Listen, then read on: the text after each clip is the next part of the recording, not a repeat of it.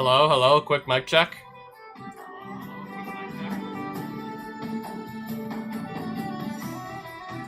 Okay, can you hear me or no?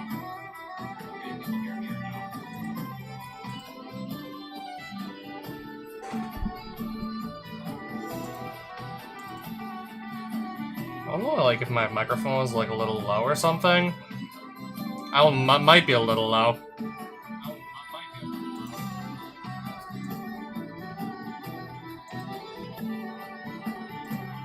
What if I mute the game audio or something? Then make him maybe hear myself better?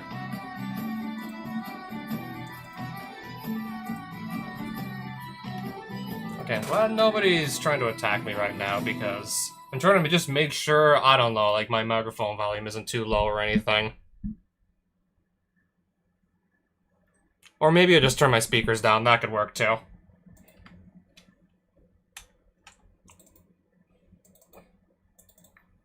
I could totally always just do that.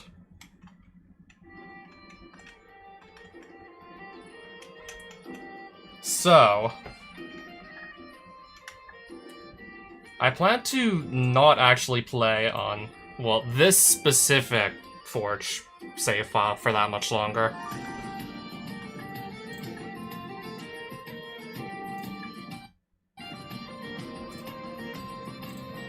And just as a quick reminder as to why. I'm already currently running probably what would have to be, like, one of the best decks you can get your hands on. Assuming you build 60-card decks and no more than 4 copies of any single card that's not a basic land. This is, like, one of the best decks I managed to muster up. Dimir Reanimator. Made even stronger with 2 copies of Mox Jet, a Mox Sapphire, and because I have 2 accessories that make me start every single game with 2 artifacts already on the field. Mox Opal.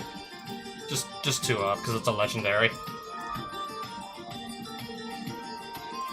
Oh, and Bazaar of Baghdad, because, yeah, that's fair. Ancestral Recall and Time Walk in there. Because this deck wasn't strong enough.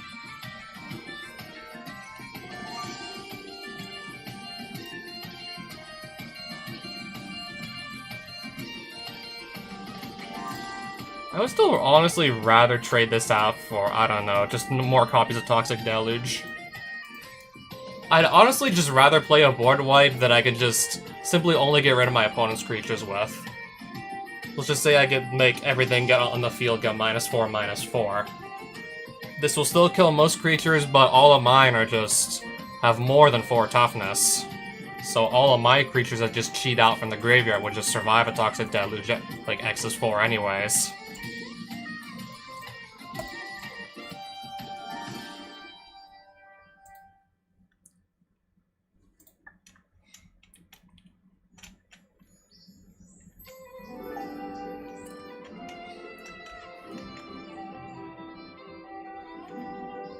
Got plenty of gold, just can't really think of much to do with it at the moment. Also, I did mean to go into my inventory.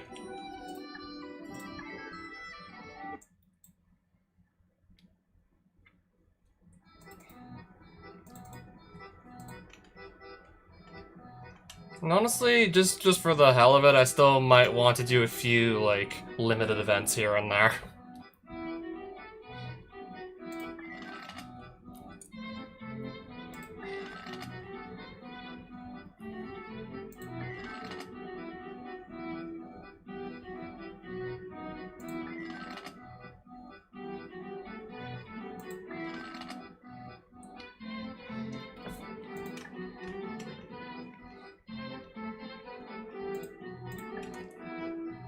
At this rate, I don't think we're ever gonna figure out if there's anything for me to do in that house there. I really just honestly forgot that it even existed. Wow, they're just selling a moat for, like, dirt cheap? They're selling moat for just a measly 300 gold. Moat.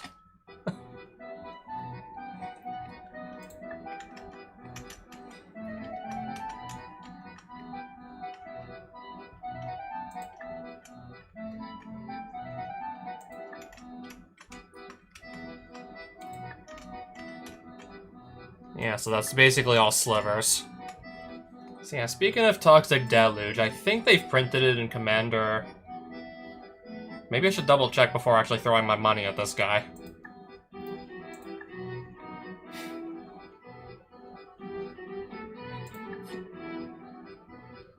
But I'm like... Actually, I am gonna go check.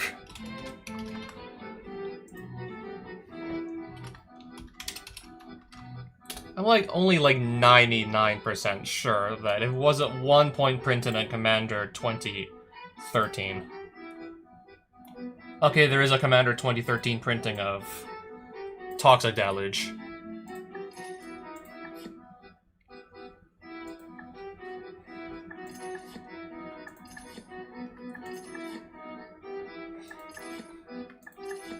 I guess if it ever shows up here.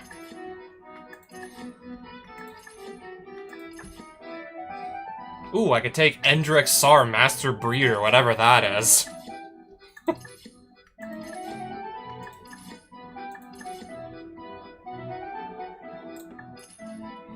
I mean, we have, like, so much money to just piss away, it's like, why not?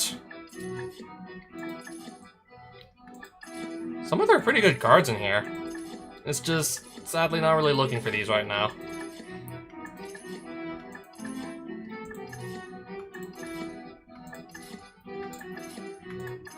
I mean, I still don't think I want to click too fast, because... Anyways, I guess I'll just go get one more. Shouldn't cost me that much more money to get the last copy. I guess if for some reason I really need like 4 copies of this, I'll probably never even need like more than 2 or 3. But no, I'm just gonna max it out. I'm just gonna go get 4 anyways.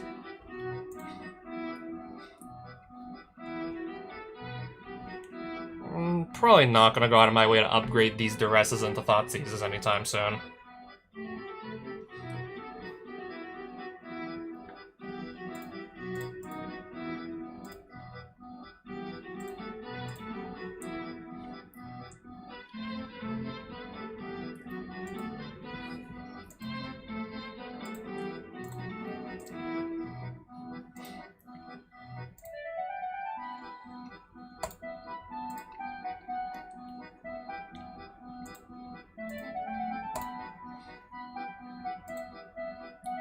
I guess we'll do something like that. 2 in the main, 1 on the side, if I can always just bring it in if I ever need to.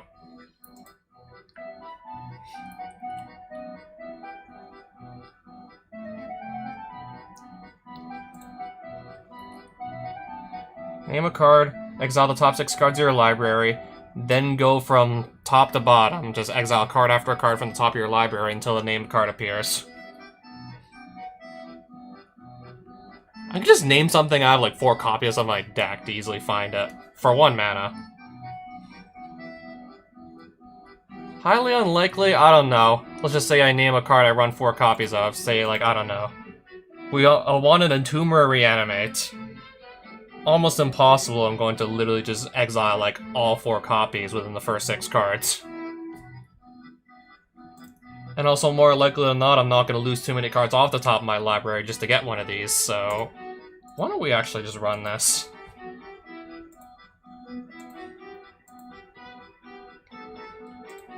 Okay, I still want ways to just get cards from my hand to my graveyard. And that is definitely a way to do it.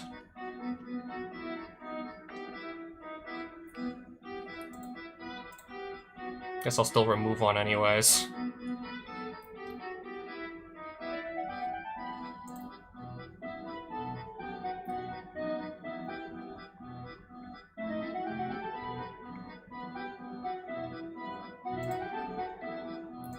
Well, I have that apparently. If ever need to side in against the red deck, for example.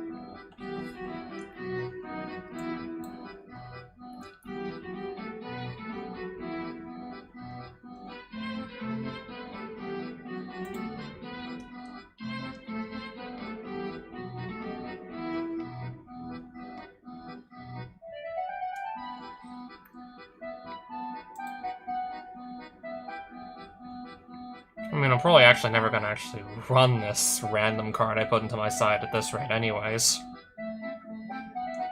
I don't know why I'm taking so long to look at this, I guess, just for the fun of it.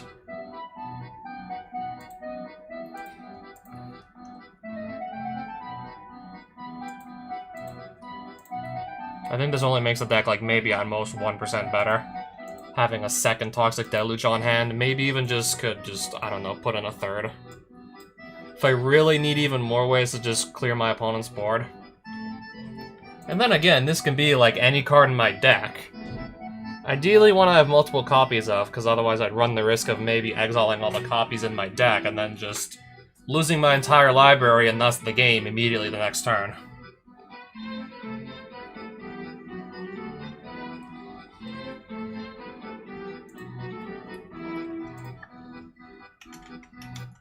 Now, where's the inn so I can see what draft they have going on here?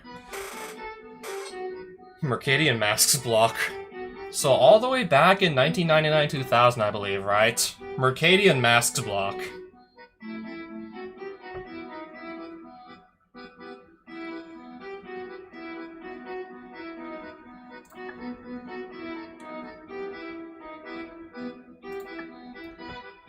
Sure, let's do this. Let's open some packs from 1999 and 2000 and see what kind of deck we can make out of it. Whenever this is dealt damage, you get that many insect creature tokens, that many 1/1s.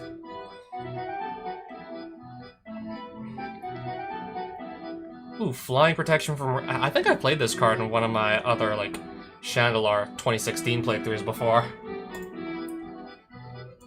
It was like one of the few cards I happened to have the game just gave to me when I spawned in and had flying. The protection from red could also come up. So I'm like, well, we'll take what we can get.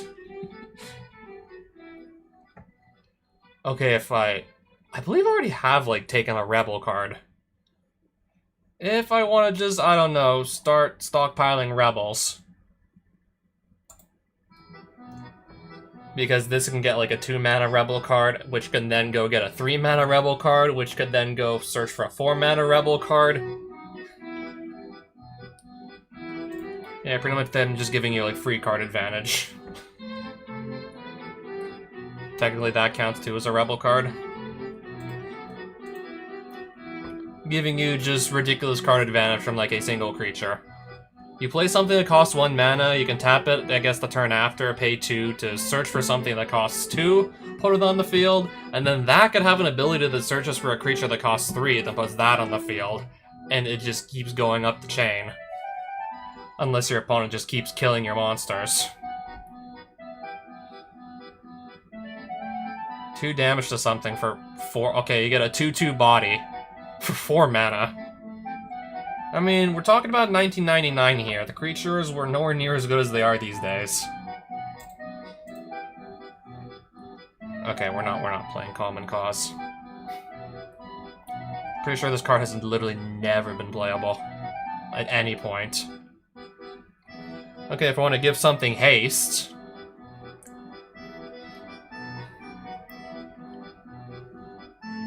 prevent some damage.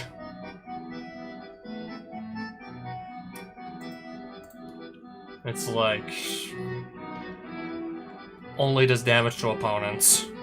I kind of want something that actually impacts the board unless I know my opponent's on low life. I'd like to actually impact the board more so than anything else. Search library for a mercenary card. Really now?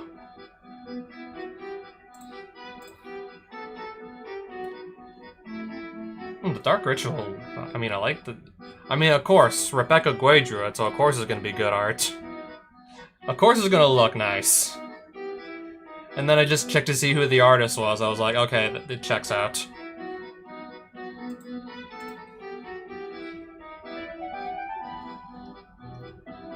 Oh, a counter spell.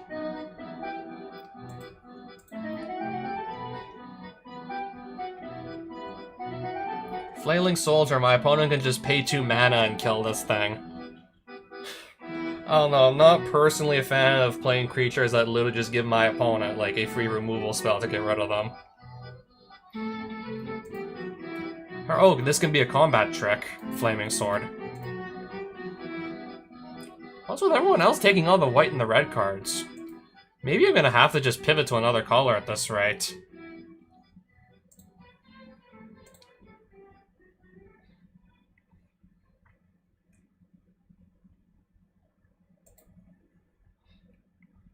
Whenever any other creature comes into play, this goes back to my hand. The price you gotta pay for a 3/3 flyer for 3 mana back in the days.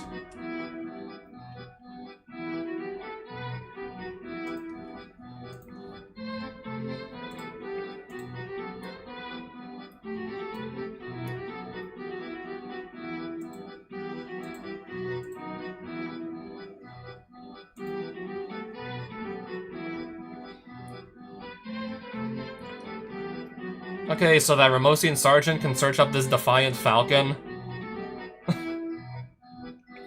Which can then search up, if I say get Defiant Vanguard, this could search up the Vanguard. As much as I want to just stockpile Rebel after Rebel, I think the other, like, computer opponents in the draft are gonna get to that first at this rate.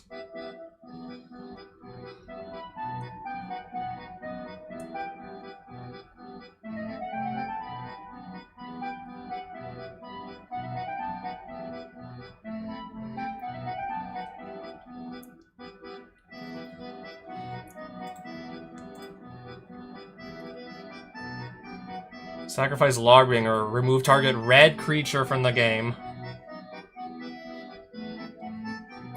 Oh, days.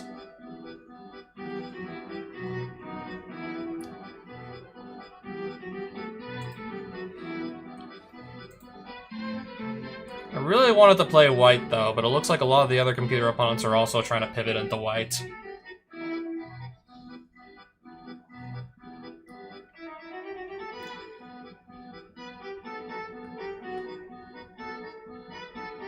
So worst case scenario, I just pivot into blue, because I'm picking up some cards that look halfway decent from this color.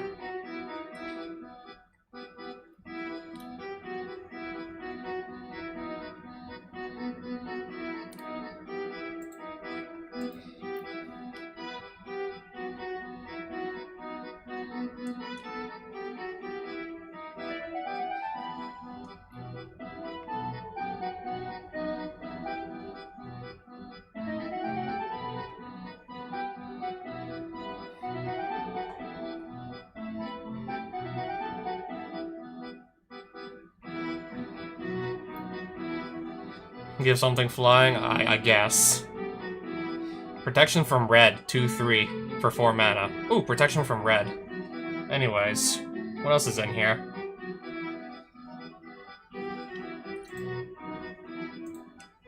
I didn't see anything like better to go take. I mean, I find it like really like curious that I'm being passed so many blue cards right now. And now I see no blue cards in here. Now I see none.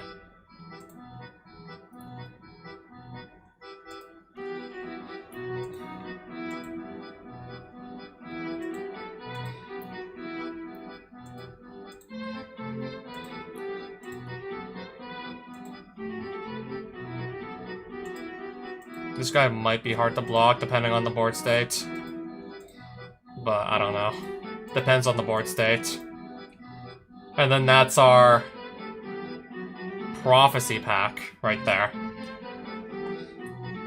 Not a single white card in here.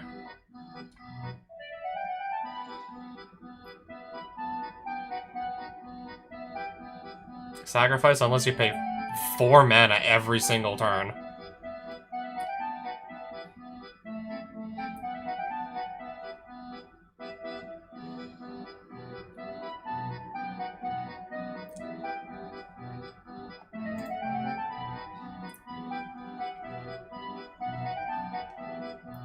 Make someone just discard cards from their hand.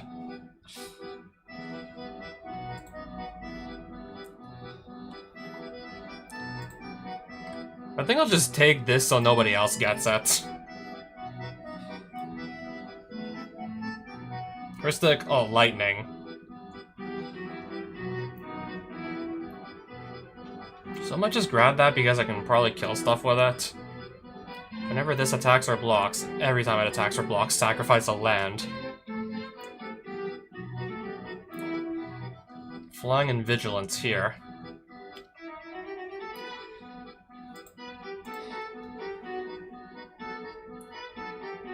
Bog Elemental Protection from white. Sacrifices every upkeep unless you sacrifice a land.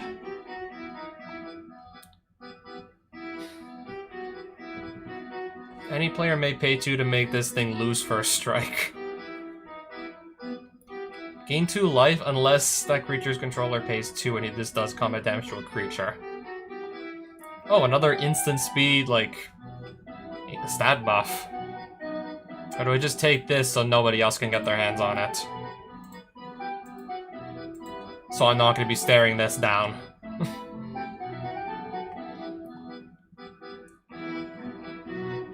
Alright, we're only playing a 2-player game here.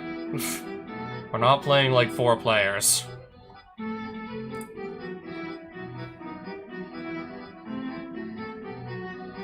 This flies unless somebody just pays 2 to make it lose flying.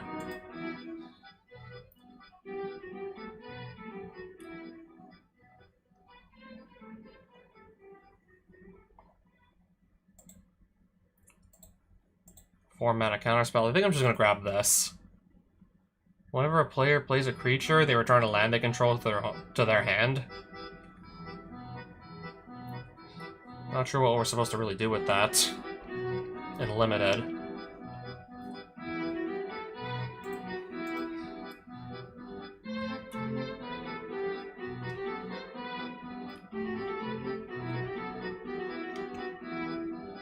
Tap all lands target player controls. Surely we can do better than that, can't we?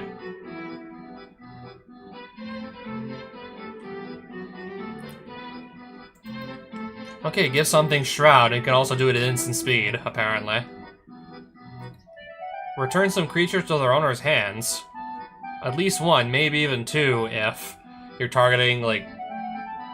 yeah, let's just say they don't have, like, 1 mana to pay. You can return 2 of their creatures to their hand with this. Why not? I might as well take that. I gotta pass back this. Apparently nobody wants it. Guess I'll take a counterspell. I don't see why not. That is a wall? I thought this was like the goblin. No, this is the wall. No, this wall here. This is the creature. This goblin just... oh, anybody can just pay 4 to force you to recast this to put it back on the field?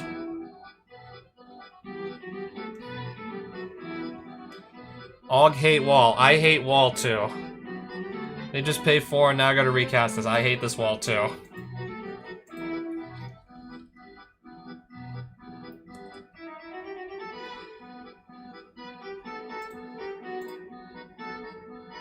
Regardless, I guess I'm still gonna take the wall.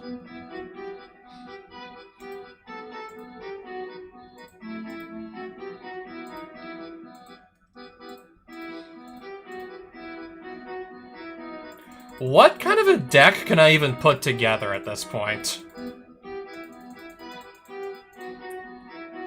Now, what can I even put together here?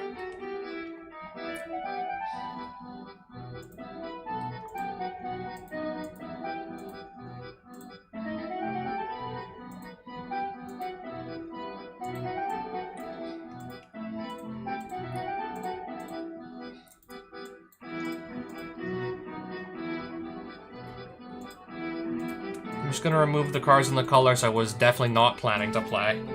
So now we got these 3 colors right here. Okay, so how many rebels do we even have? Like 5 rebels. And like 3 red creatures.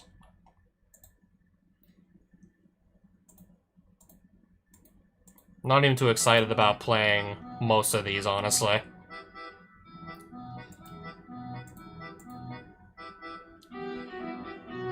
I don't think we're playing this either. A combat trick that doesn't even boost toughness, I don't think I want to play it.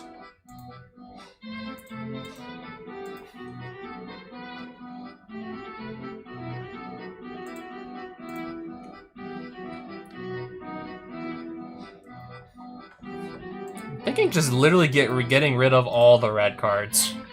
Just so I only have 2 colors to just juggle, rather than 3.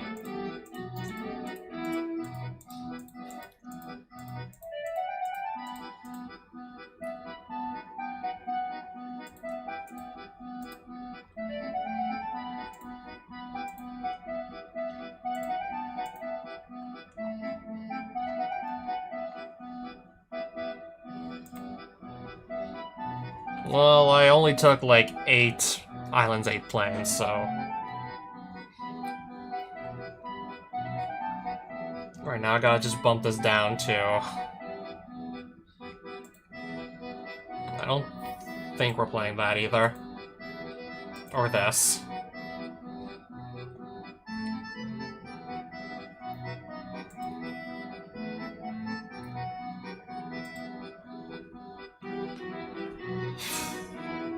Okay, I hope this is maybe gonna be good. I hope this can maybe be good enough.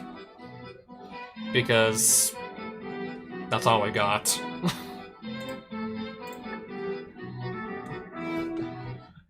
That's all we managed to get. Okay, I have 3 lands in here. Okay, that should be a keep.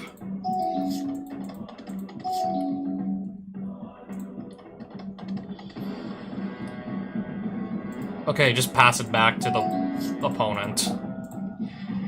Whenever this becomes blocked, it untaps. Got it.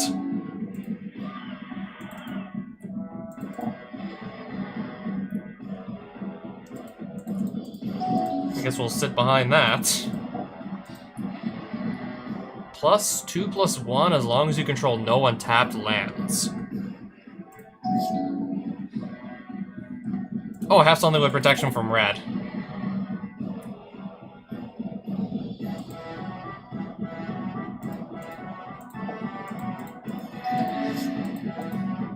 I'm just going to let this hit me. For 1. Another of these 4/2 beasts, as long as we have no untapped lands. I love how I have protection from red still. He paid 3 to play these, I can just pay 2 to undo his progress. I can just pay 2 to undo some of his progress here.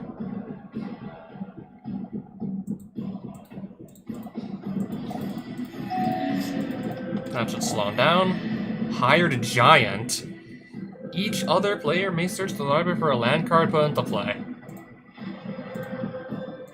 All I got are like islands and plains. And, oh, the 1 mountain. That's all I got.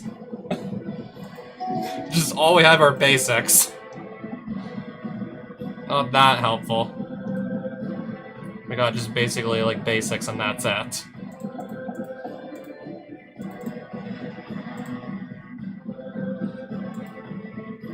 No way to make this loose flying, so I'm gonna hit him with the snake again. Off balance, gains... Can't attack or block until end... Can't attack or block until end of turn. I'm just gonna let this guy hit me in the face for 4.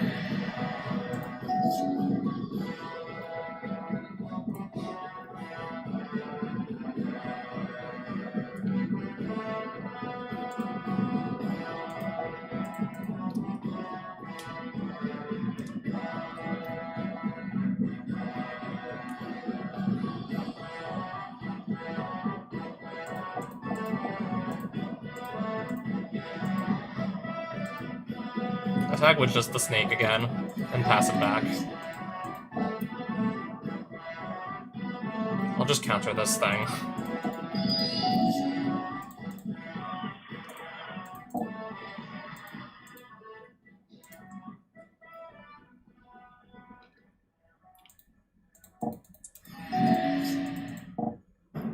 Oh right, the second copy of Spur Grappler that I already knew was there. Can't they just attack for lethal?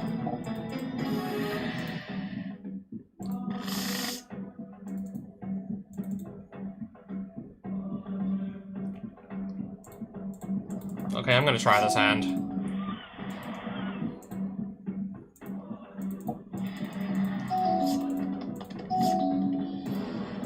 I'm gonna get in for one.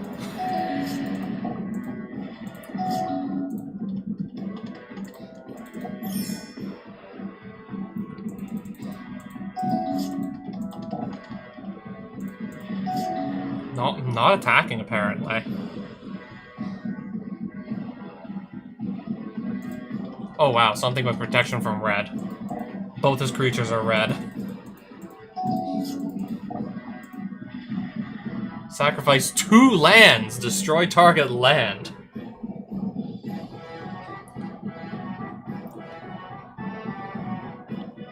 Sacrifice 2 lands to blow up one of your opponent's lands. Okay, and then... okay, that's probably why I've never seen this card before. Nobody wants to play it. Like, nobody's gonna want to play that.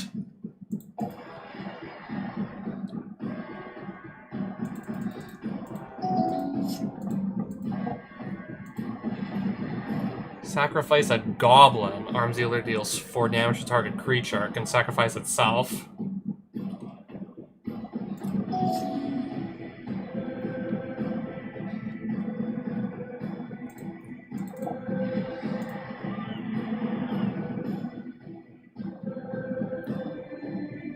You can always just make this lose flying. Flowstone armor. +1, -1 to something. As long as it remains. Okay.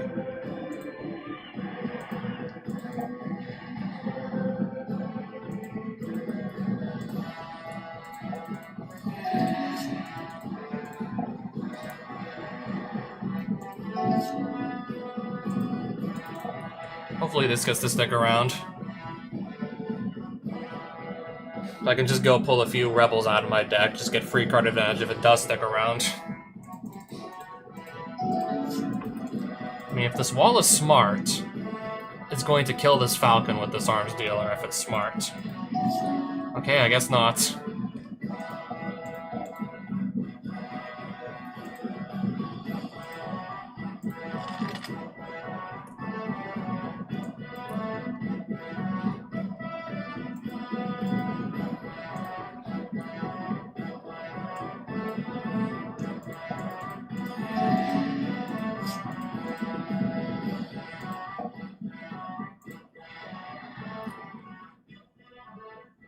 Any way to get rid of this or no? I would love to get rid of that.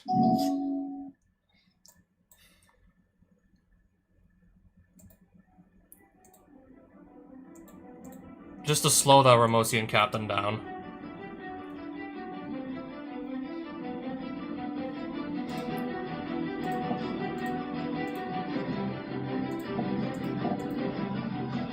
And then that was the last rebel that I managed to get into my deck. So the only one I got left.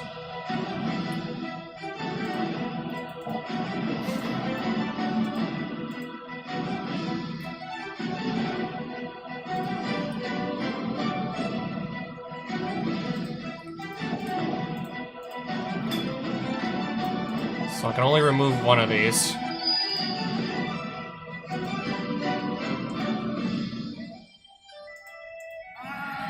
I won't get rid of anything, actually.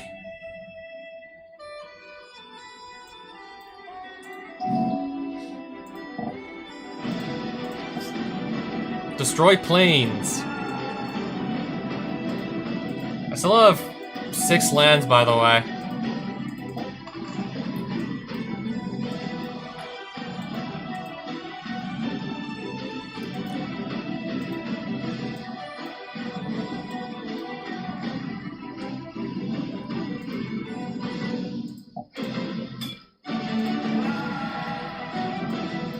Slowly chipping away at this board of his.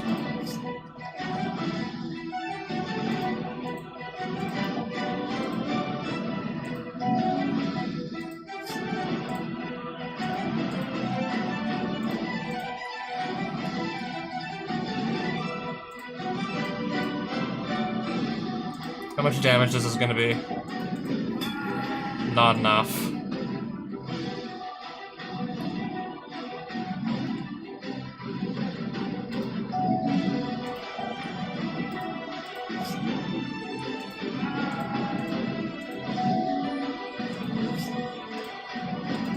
Didn't search any rebels up, I see.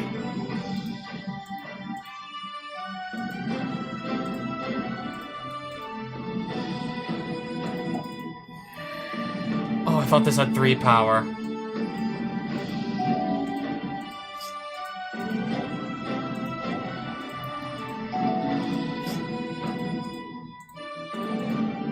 We'll just get him this turn.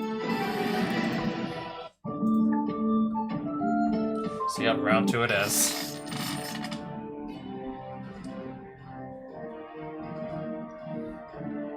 What if I don't find a single island?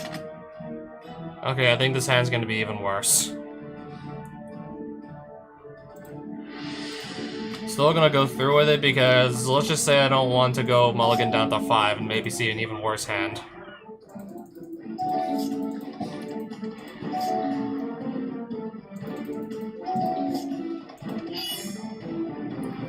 Alright, so this can't take any damage.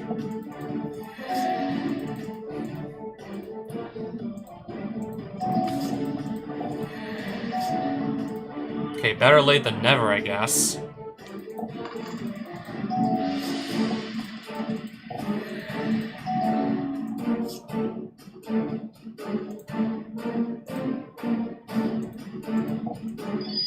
Oh, he just let both of them go back to his hand. Interesting now.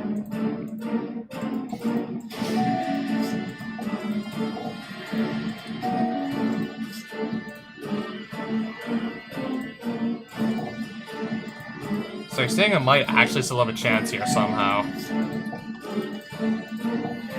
If I can just get this off the field, that would be nice. And have it stay off the field permanently.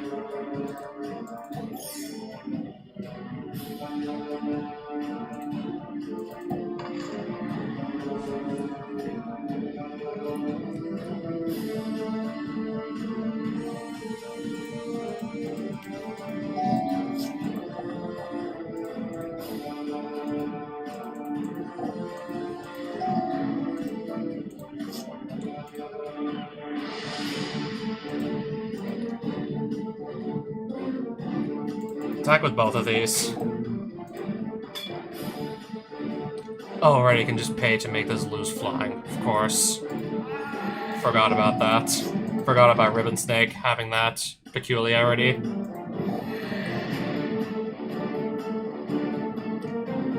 You can just pay the 4 to make this fail to resolve, right?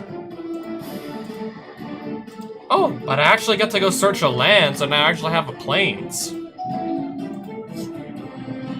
Didn't think that was going to be how I was going to get access to a plains, but there you go.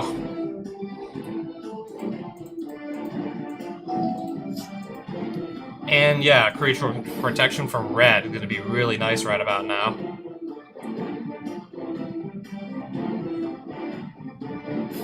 Counterspell this thing.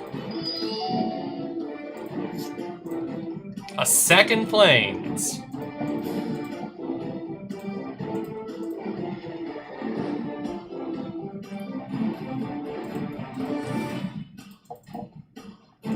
Oh, 1 damage, sure. I'll just take 1 from this guy. Alright, now I'm suddenly finding all my lands.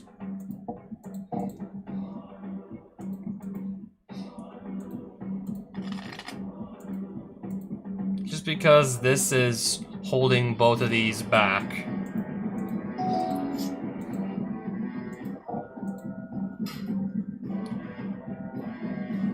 X is the number of cards in my hand fewer than 3, so how much damage am I gonna take? Like, 1 or something? Yeah, I will take 1. Alright, I guess maybe just don't play cards from my hand if it's not necessary. If that's what we're looking at right now. I'll get rid of the 4/4.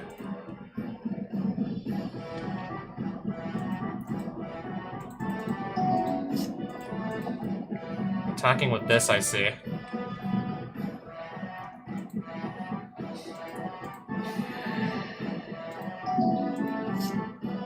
Dehydration, so this will not untap now.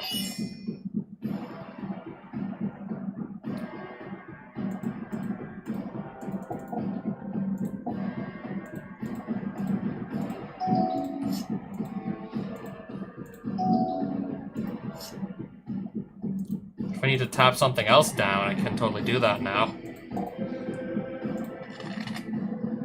Anyways, yeah, the last creature I have to just search out of my deck.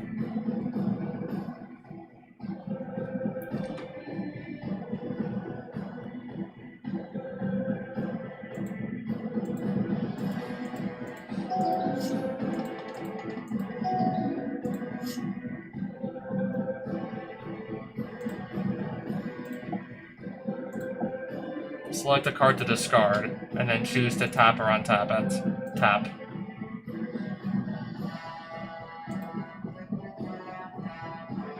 Oh, I have a wall here that's also gonna get in my way, I just realized.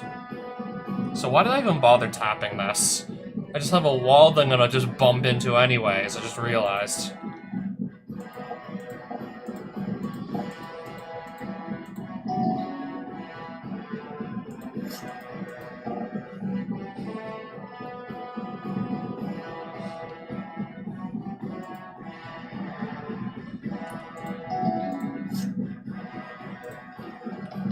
At this point, I'm honestly not even sure what I'm supposed to do here.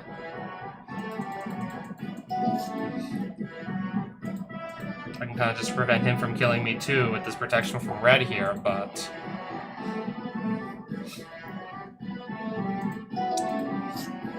But it's like, then what else?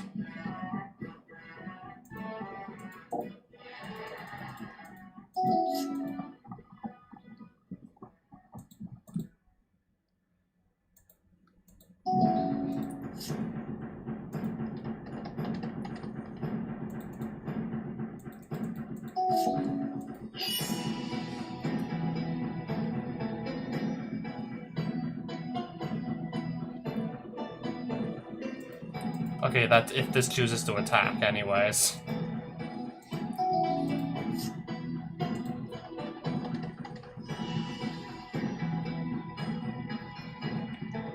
Yeah, so turns out that's where all my lands were. Right at the bottom of my deck.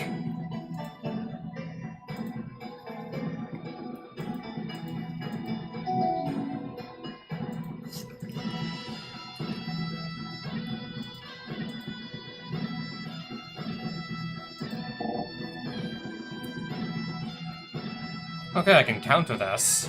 And he won't be able to pay 7 to stop this.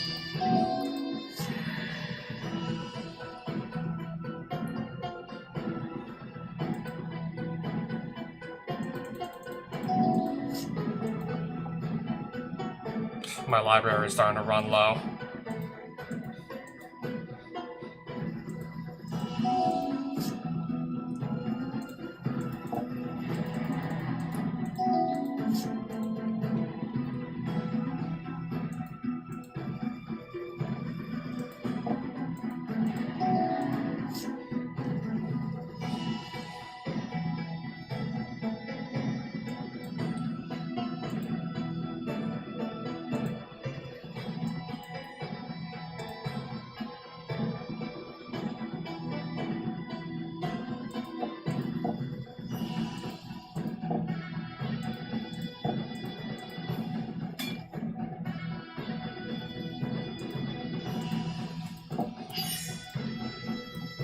Well, yeah, I guess I keep my creature, that's about it, though.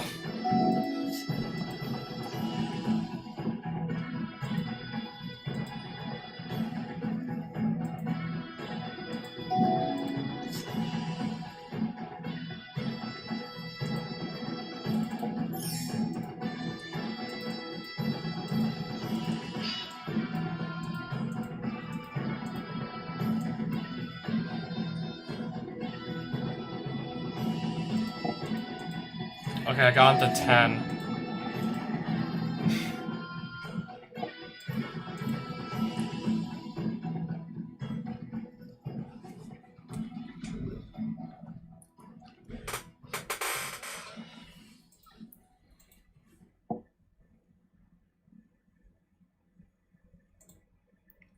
Clearly I have to block this.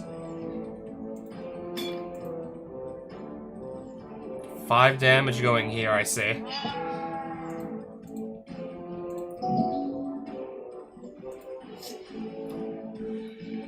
Another flying creature.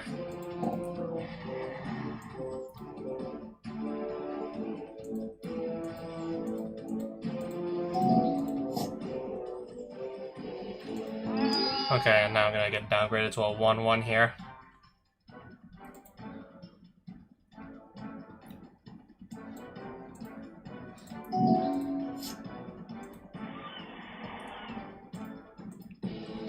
I don't think there's anything in my deck at this rate that's going to let me actually win this game.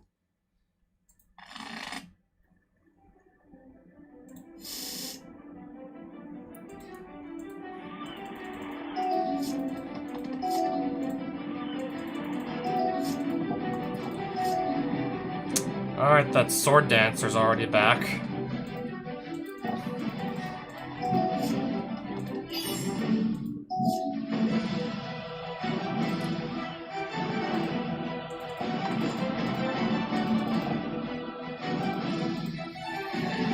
Okay, I still got to do 2 damage to him.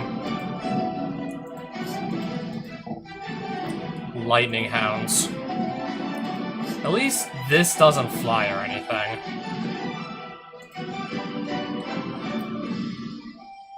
Oh, I got an idea. Just force both of those back into his hand. To slow him down even more.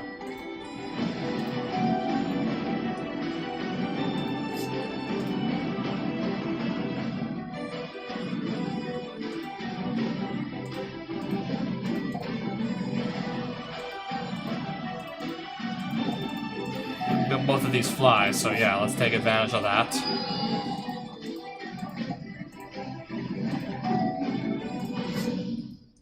Lawbringer, get exile target red creature.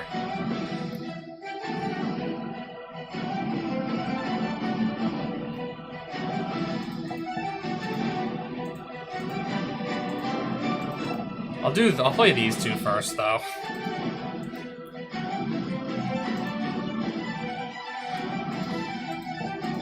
Attack like that.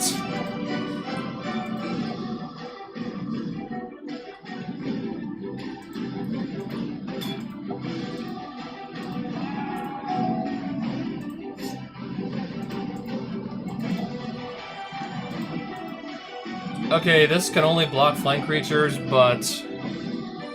yeah, so this should definitely be attacking. 1 damage instead of 3.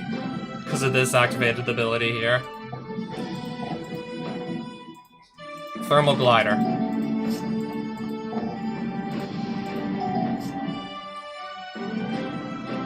Let's see what else I can find here. Steadfast Guard. Does not fly, does not fly, does not fly. Okay.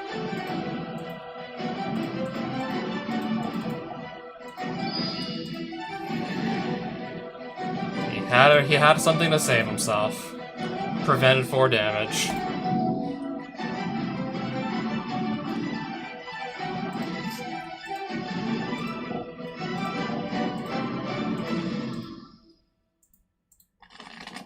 None of these creatures fly, though. Not a single one of these actually does fly. So let's just get him with the creatures that fly. Because he can't block them.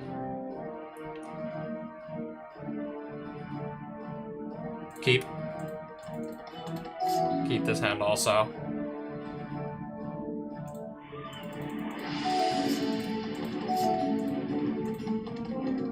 Actually, I'm just gonna throw the Cloudscape down immediately. And that can start swinging for 2 the next turn.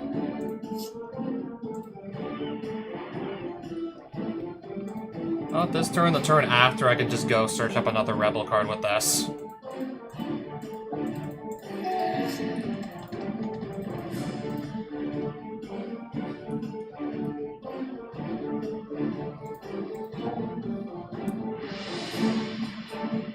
Okay, so if I have like fewer than 3 cards in hand, I'm just gonna start taking some damage for it.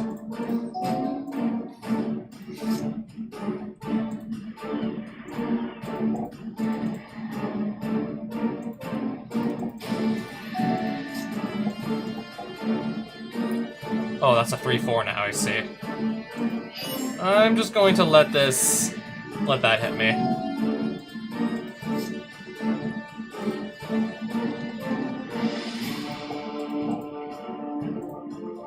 Okay, let's get another creature that flies. And protection from red is a nice bonus. I'll take 3 to the face again. I guess that will resolve.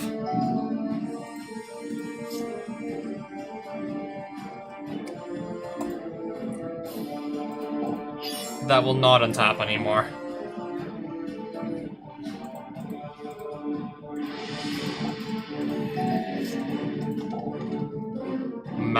Mountain Walk.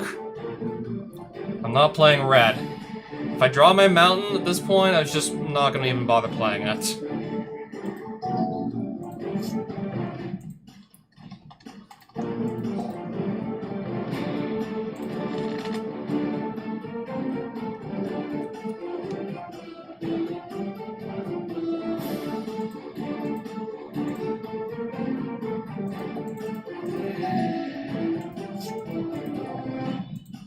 Lightning Hounds. Okay, there's a creature that flies.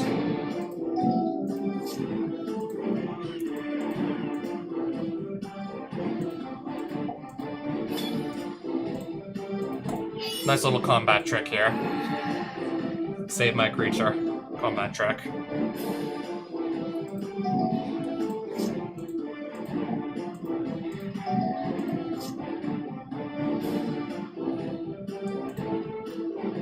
Well, this always flies.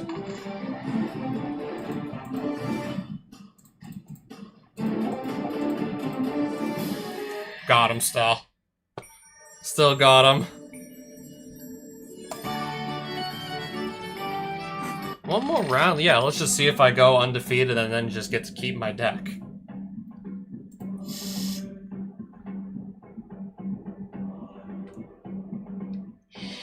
Sure.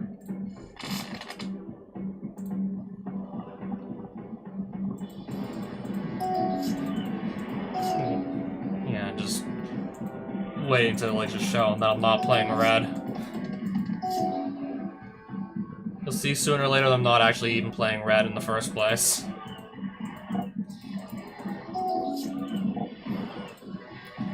Island. Okay, so I basically can't block this thing. I'm playing islands. I can't block this guy. Island Walk.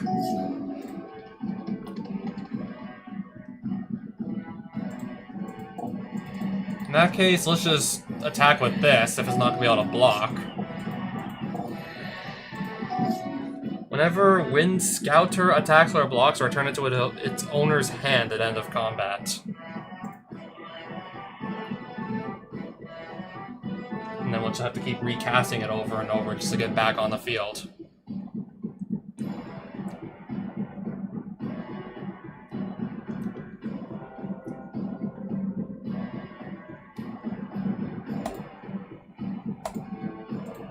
This will not untap anymore. Okay, this also flies. I'm just gonna hold back here. Return root. Oh. And then it's just gonna come back without the enchantment on it that's preventing it from untapping.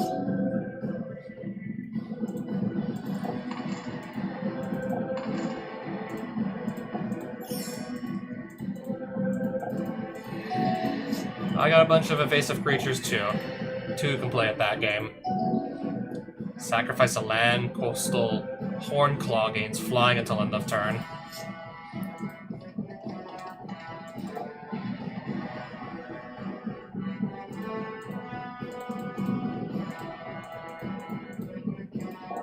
Attack for 8.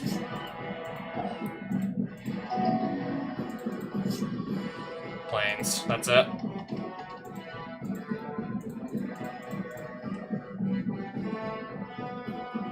Okay, at least 3 of these creatures are gonna go through unblocked.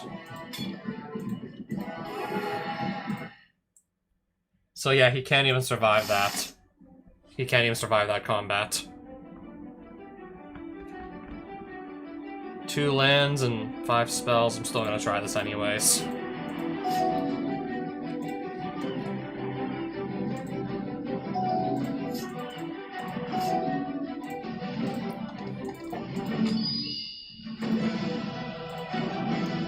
Foil. You may discard an island card and another card rather than pay Foil's mana cost. So 0 mana count. So went down 3 cards just to get rid of my Falcon. Foil.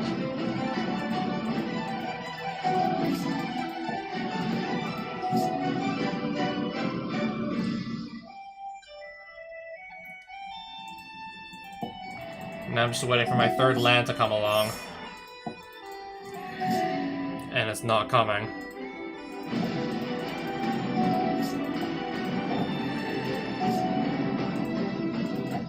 I can still at least go cast that thing.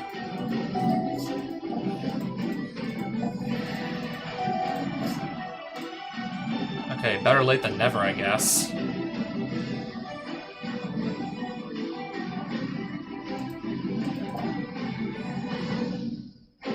Okay, this... yeah, of course this flies. I should know.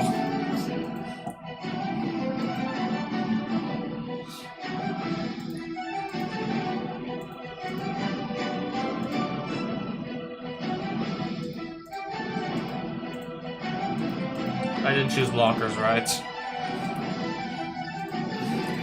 Nope.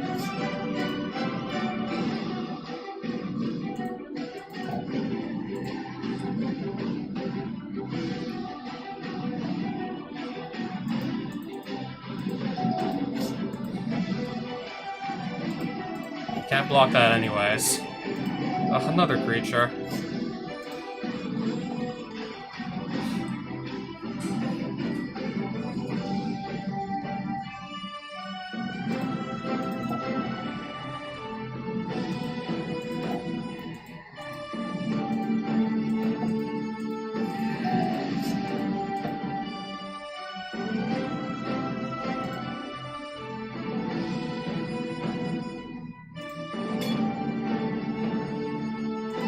This is just gonna, like, get sacrificed at my next upkeep anyway, so...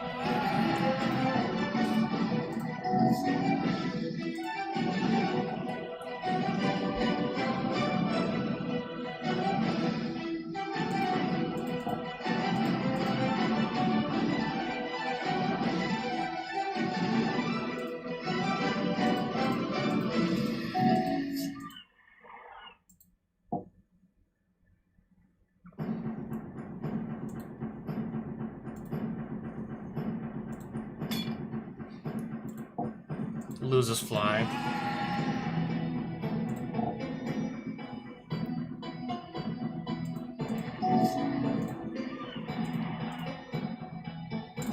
I was gonna lose next turn anyways.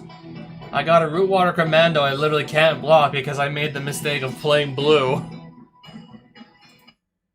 Sorry for playing Magic, or trying to play Magic. Sorry for picking the wrong color.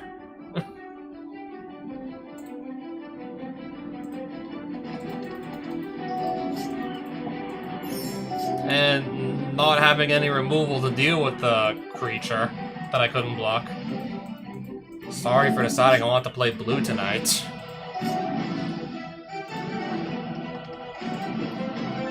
Counter target spell unless this controller... Okay, so if I can't pay the 1, whatever I cast is gonna get countered, so... I'm not gonna cast this immediately. This could just sacrifice the stuff to counter it. If I played Lawbringer immediately. Oh, welcome back, Festus. I saw one of the towns was offering a booster draft with packs with sets that came out in like 1999 to 2000, so I was like, okay, this should be interesting. We're gonna get to play with cards that got printed in like 1999. Foil, counter Lawbringer.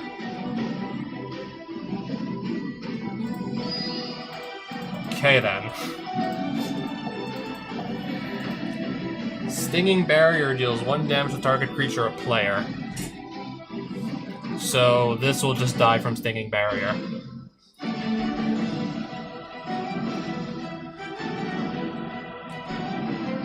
Honestly, I completely forgot about Prime 4. Clearly I have been keeping up now. This has to tap itself down to kill this too.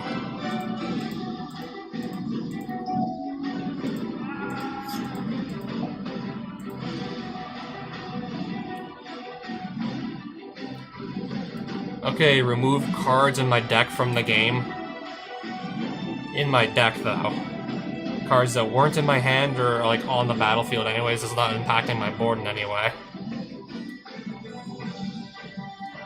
The first game? So we've already gotten pretty far. That's pretty far into the game. Holy.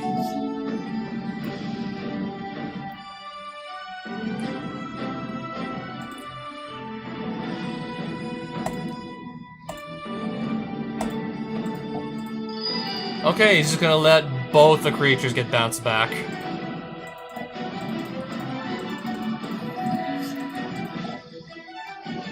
Protection from red. Oh, hey, it's the same creature I have.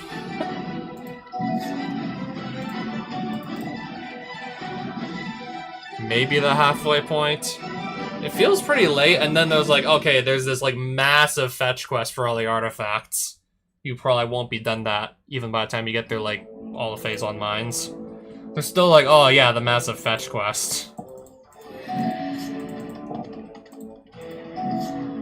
Alright, so I'm gonna lose my Thermal Glider at this rate, it looks like. Because of Stinging Barrier, can do 1 damage to this. So yeah, might as well just go attack, and he's gonna be stupid enough to block a creature this could have just killed anyways.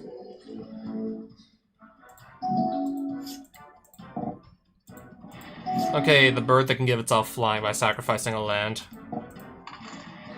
Instead of just kind of like always flying.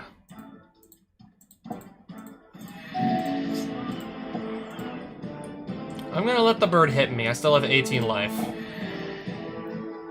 Draw 3 cards, and if any player pays 2, discard 3 cards from your hand.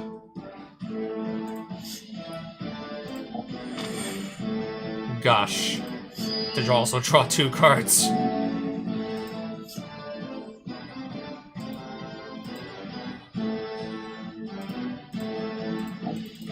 He's a 3. He's gonna gush again. That could potentially fly.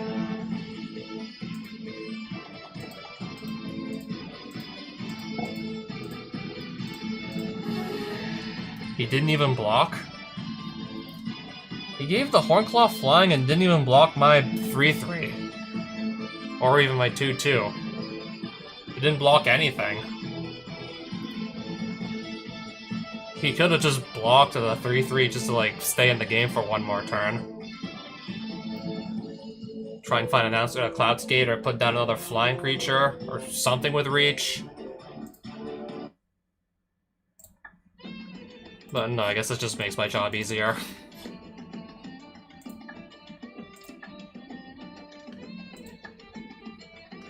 They're already immediately holding another booster draft.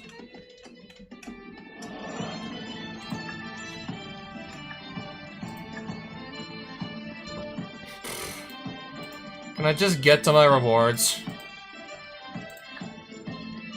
I get to keep my deck because I just won all 3 matches.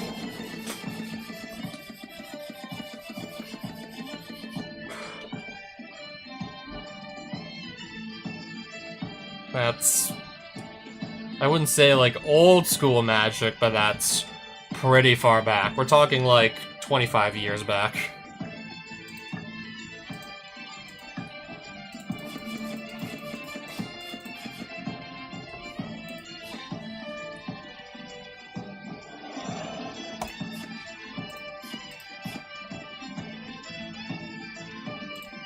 Yeah, wrong Ristic card, by the way. Not the one not the one like everyone would be looking for. Oh hey, there's Bog Elemental. Oh yeah, the second game. The first game also like that went absolutely hard with one of the Spider Ball setups. Not just this, the first game also had its moment with the Spider Ball.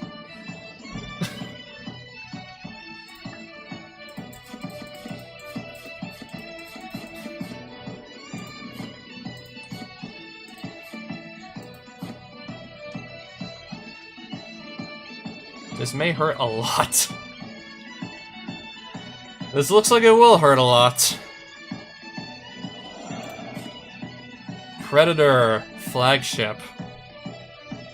If I want to give stuff flying, then immediately destroy it. Yeah, including the entire fight against the Spider Guardian. Does that technically count because you didn't have the Spider Ball at that point?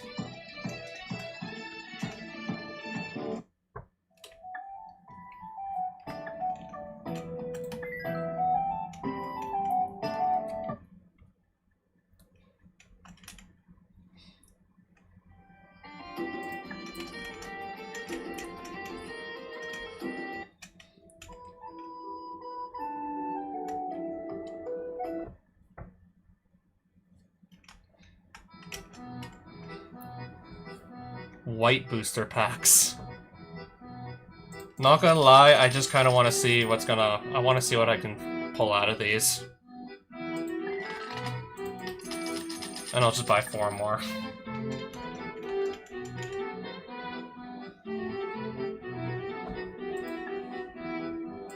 Have I even seen any of the previews for... No, I don't believe so yet. For Metroid Prime 4, I don't think so yet.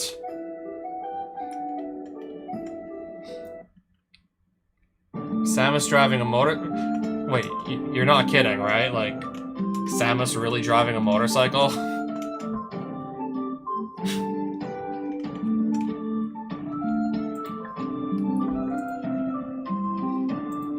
Okay, so you are... I'll take your word for it. I don't think... we're not in real life or anything, but we've known each other for, like, what? I trust you to not lie to me about this.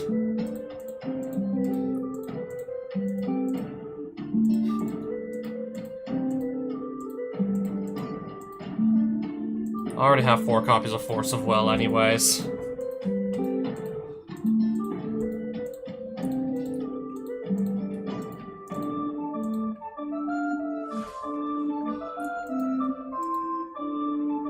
And this, oh, it's actually a game. It's actually a gameplay mechanic. It's not just like it's actually important.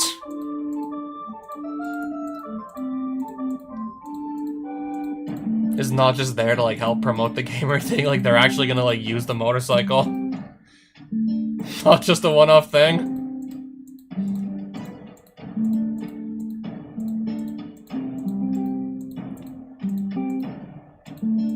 Yeah, funny how, like, the last, like, booster draft event that was being offered was Ether Draft, and then I just immediately thought again of, like, that one card art of Chandra doing the Akira slide.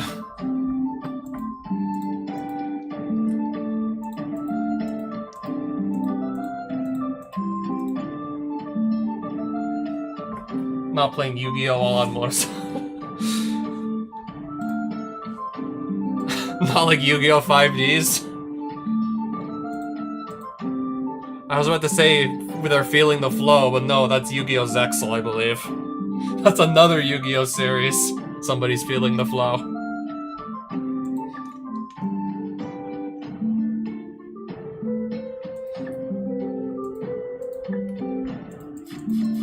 White booster packs.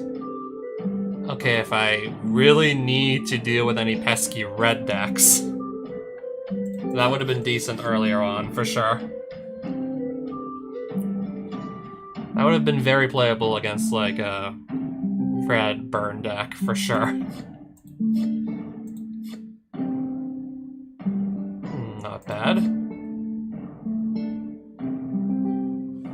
a nice plains. Oh, cats and dogs living together?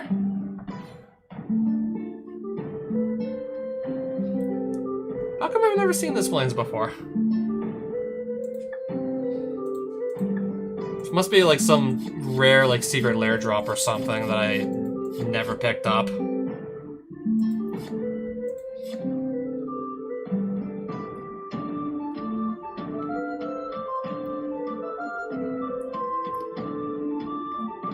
If only this wasn't it wouldn't even be that much better if it were an instant. Even more underwhelming, it's the sorcery. You can't just surprise your opponent with it mid-combat.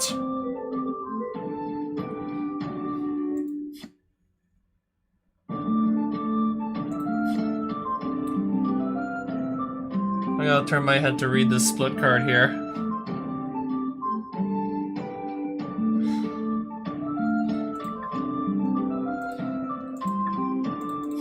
And it's like one I believe I've never seen before. Horse? Who needs a horse?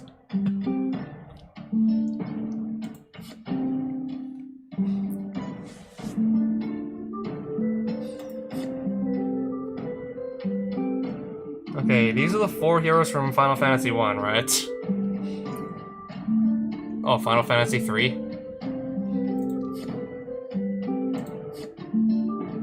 Okay, let's just get a 5-color card in our white booster pack. Let's just literally get all the colors.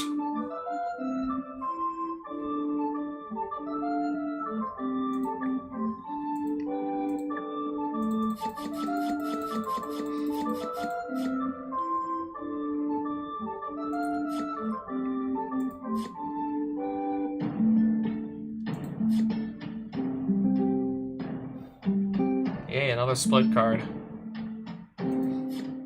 So that's our rare. A board wipe that costs 6 mana.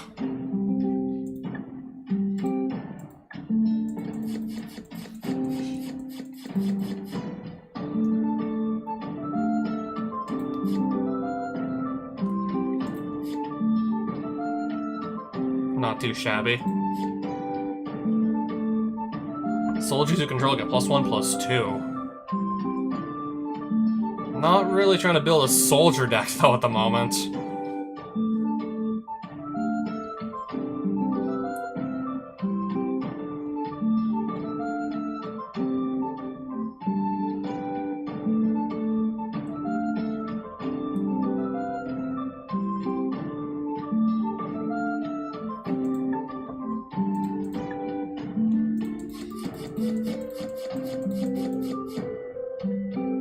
Panicked bystander. Okay, I can click to see the backside of this. Help, there's been a horrible murder! Ha, they fall for it every time. So this guy's the murderer, apparently.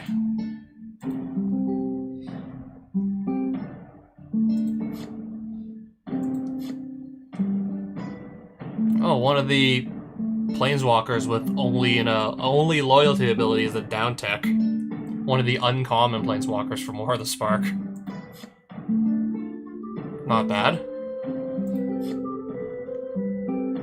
I've never seen this card before.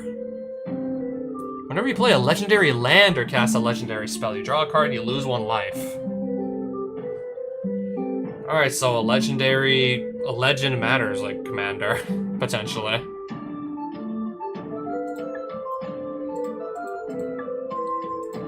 Oh, yet another Legends Matter commander I just found.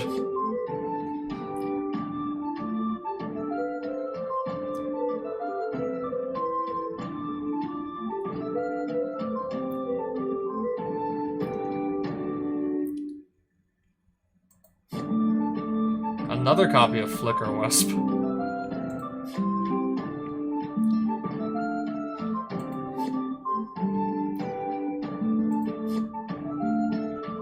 Relive the past.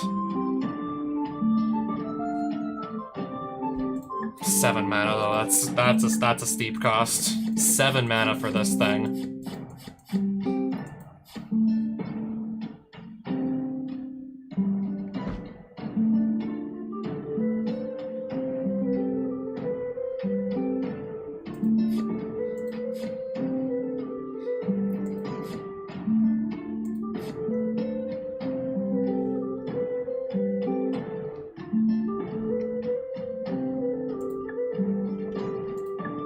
mean, that was certainly interesting to open those packs. Even though I'm not really particularly looking for any cards at the moment. I'm not really in any sort of position where I'm just kind of looking for cards.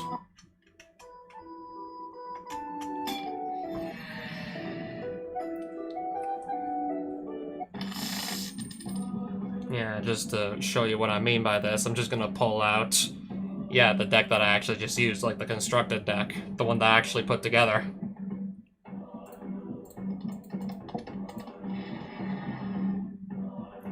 So I'll sacrifice this to keep this on the field.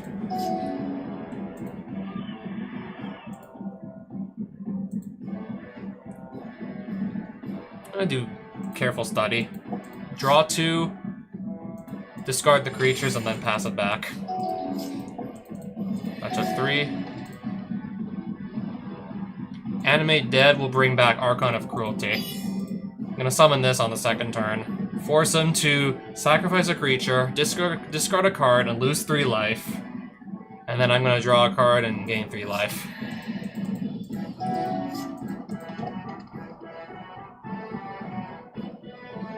I'm going to just daze this thing. Put this island back in my hand. He can't pay the 1, so that gets countered.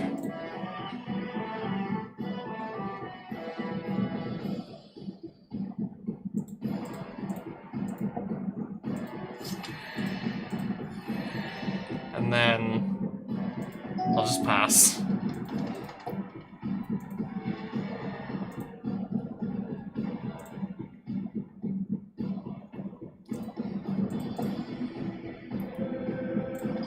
Alright, just grab something that lets me draw 3 cards for 1 mana.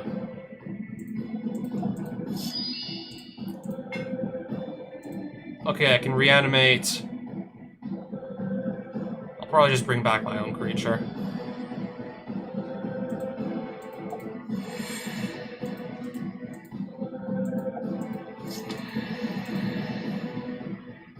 Choose a card to discard. Sure. He's literally got nothing in his hand. His hand is, like, actually empty. Yeah, so that's what my Reanimator deck typically does. That's what we're typically doing with this deck now.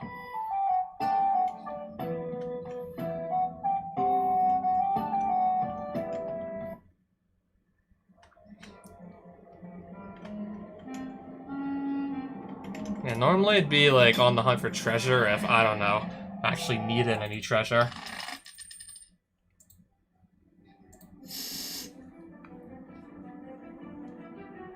Oh, hey, there's the 1 mana draw 3 again.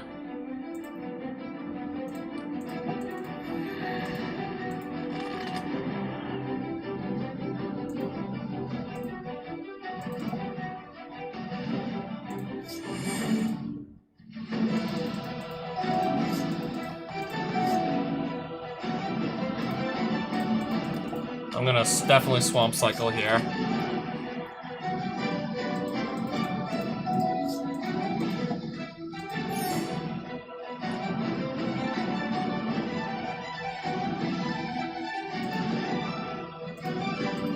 I'll just do Ancestral Recall here. See what I find. Oh, I found some stuff, alright.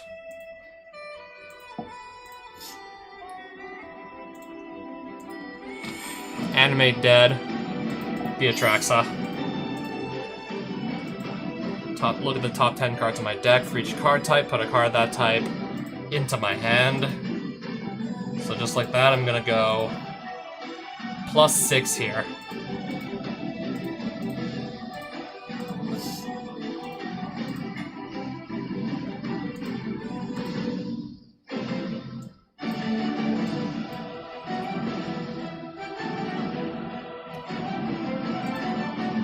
Okay, I do have something else I can revive. Sure, I guess we'll do that. Discard down to maximum hand size. I'll just put the creatures in my graveyard then.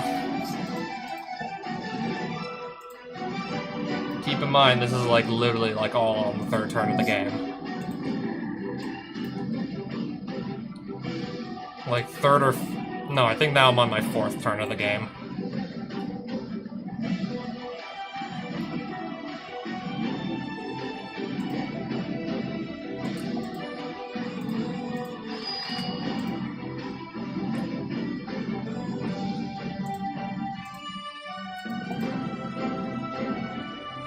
Where's a reanimate?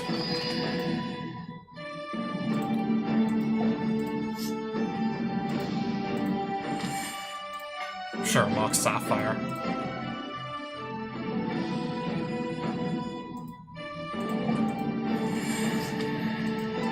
Alright, attack for lethal.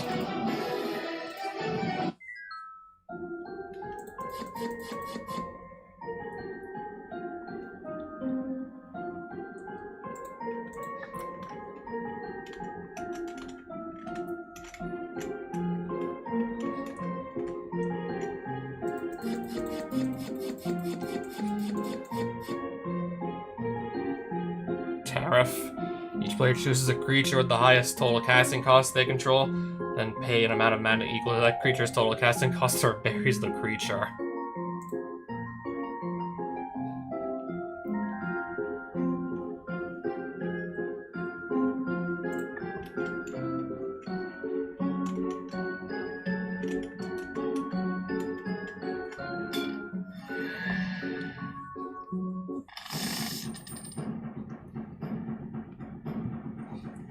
I'll keep. We'll see if I maybe just mill a creature. Let's see if I maybe just surveil, put a creature card in the graveyard. Oh, wow. Off of Undercity Sewers. That's gonna set up my graveyard already.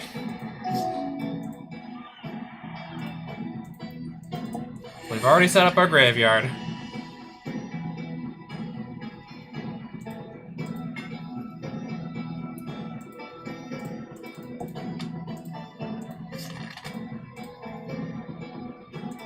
Pass.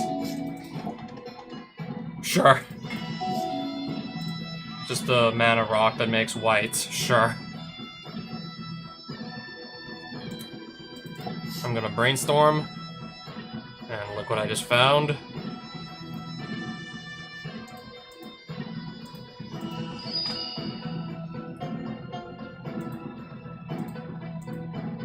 Just found Time Walk.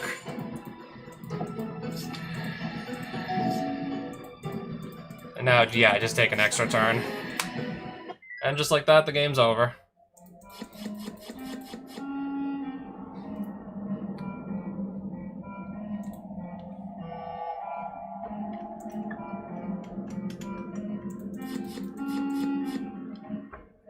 Okay, if we were like back in 1998, this would be a huge deal finding Morphling. If we were back in 1998, that is. But yeah, creatures have gotten a lot better since then. Yeah, back in like 1998, that was a premium. That was a premium like creature right there, the Morphling that you just saw. One of the best creatures ever like printed. If we go back to that time.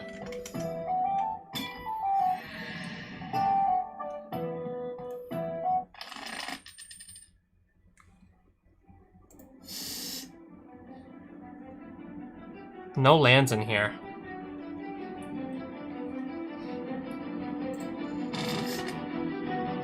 Okay, that's certainly a little better now.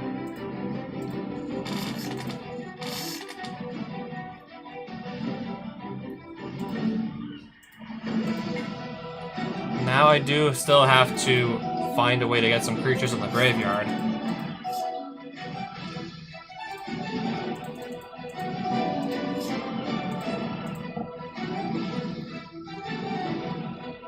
That's it? Okay.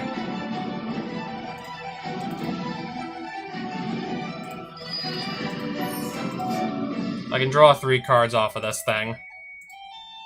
Surely this should help me find something to really get my deck going.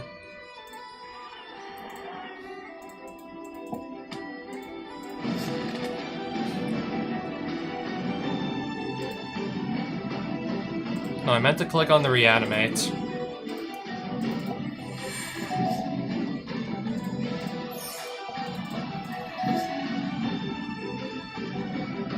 Okay, I see.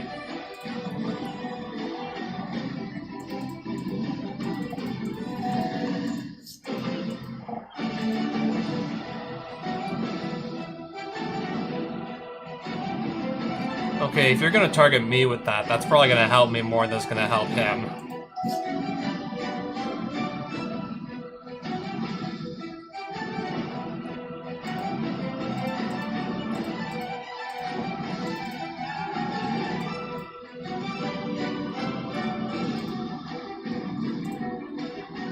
Alright, nobody has any creatures in their graveyards.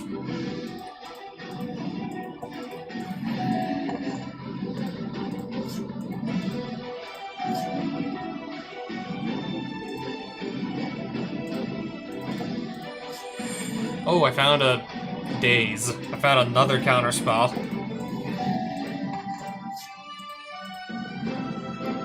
Casting this? Okay. Tap up to 2 target creatures.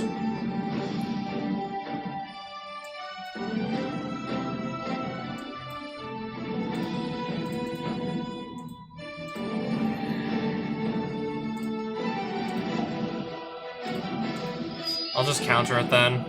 It's fine.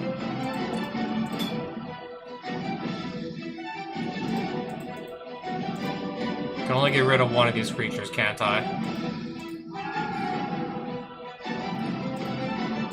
I'll just revive it.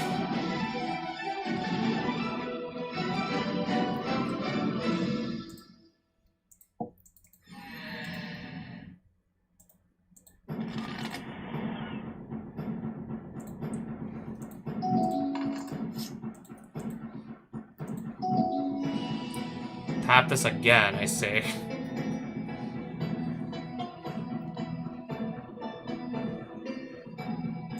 One, two, three, four. I can... I'll just hard cast the Force of Will. And then win the game there.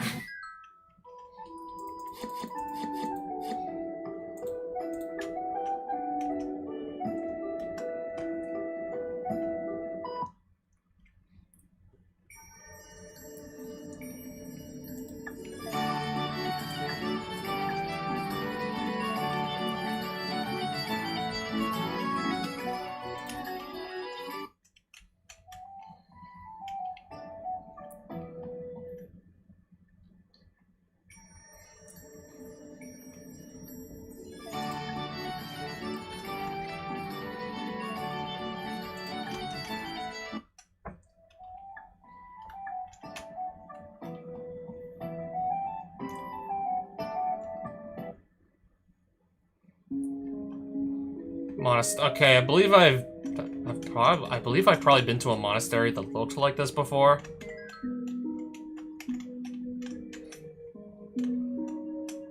Probably been to a few of these before, haven't I? Oh, wow, okay. Academy Rector. I'm not really playing like any enchantments that I badly want to cheat into play. Well, wow. Academy Rector. That's a nice find.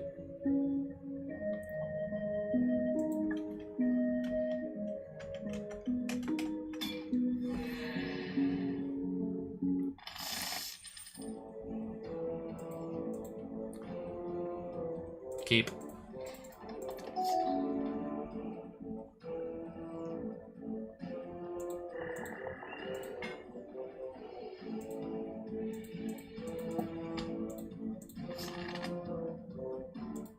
This game might not even last that long. Oh! Source the Plowshares. That is fine.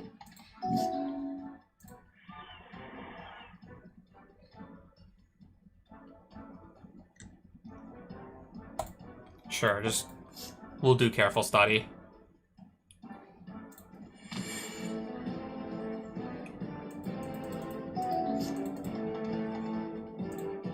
I'm gonna grab something that just reanimates the dragon that I just discarded.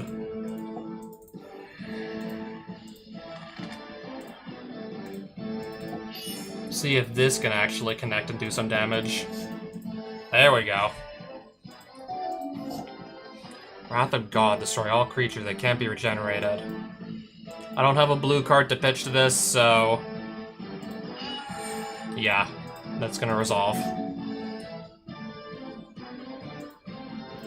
Okay, reanimate. Just bring this dragon right back. As if none of that even happened.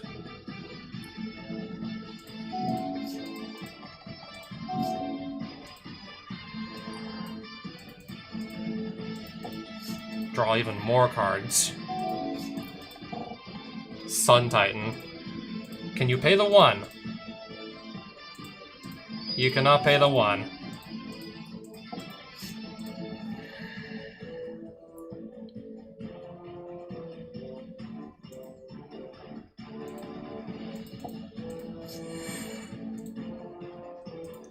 I'll take that for myself. Oh, an Animate Dead I can also take back.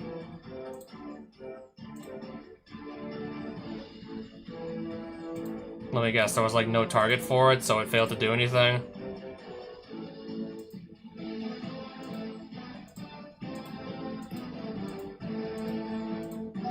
I think I tried to, yeah, just use an Animate Dead and that didn't have... I just discarded those only just now. This didn't have anything to attach to, so it just disappeared.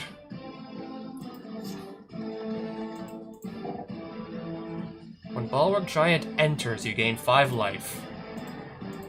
That is fine.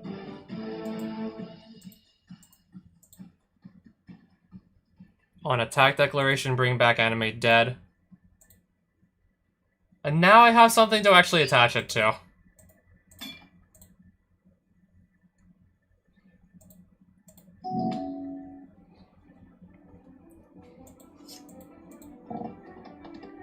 Sure.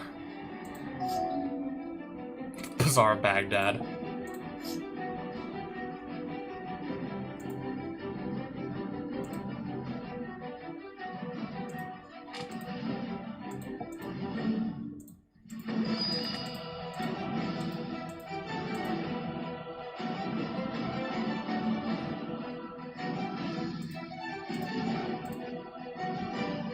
I'll take back Archon of Cruelty.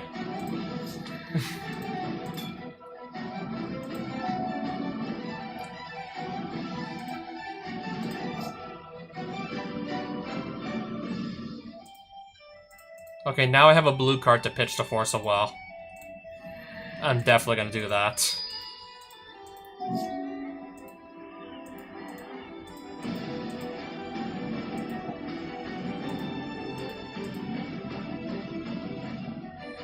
Oh, any permanent card with mana value 3 or less. I can do any I can even do a land.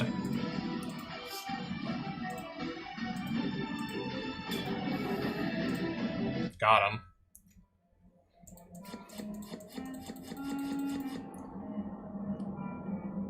Yeah, if I needed to just very efficiently deal with an opposing creature, this would definitely be a way to do it.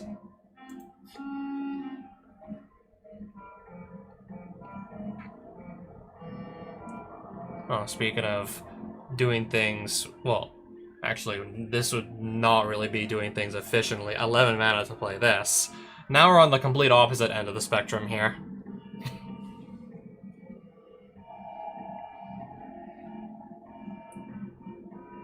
$10 mana to cast this, but at least it doesn't have like any sort of like stupid cumulative upkeep.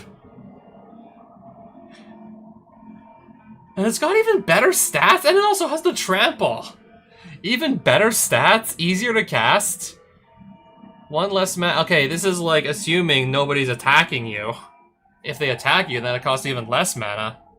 And you can cast this at instant speed, and this also has the trample. And also it does something else when it dies. I don't know, like, creature power creep really has come a long way, hasn't it? It's come quite a long ways.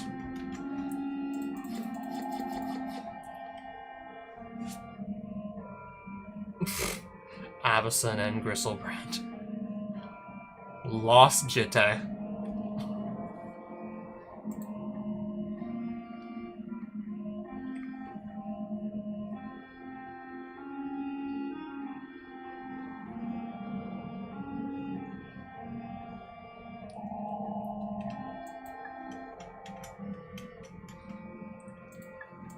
Fine, just let me leave the dungeon then.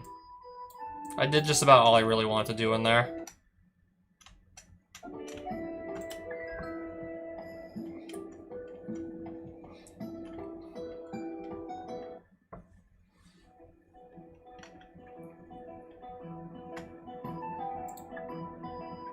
Ninth edition? What year was that? I'll get to look at the pictures of the cards, and yeah, I can just look at the bottom left corner. That's where I can just look at the bottom left corner to see the year.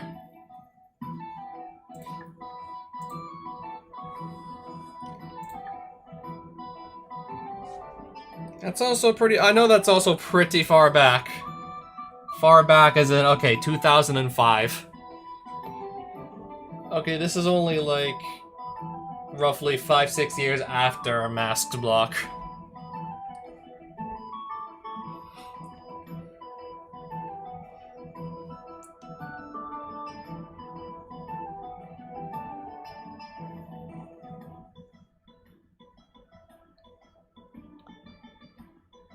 The rare is just a pain land.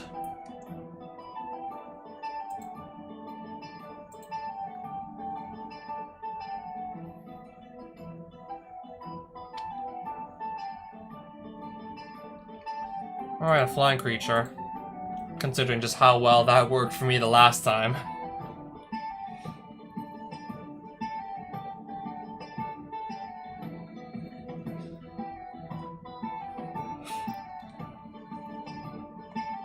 I don't know, it's a 5/4 for 6 mana with no abilities. Back when the creatures weren't as good as they are now.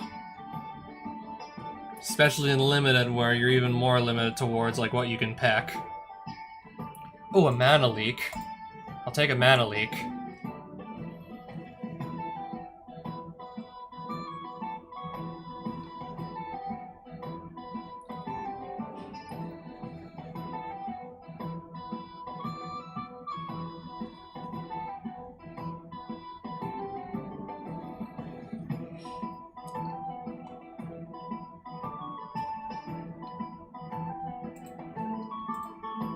I'm probably gonna stick to just 2 colors again.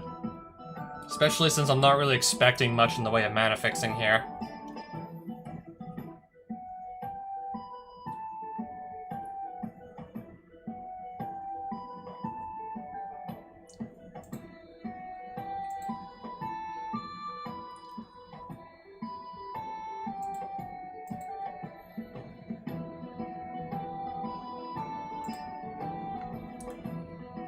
Replace all instances of one color word with another, or one basic land type with another.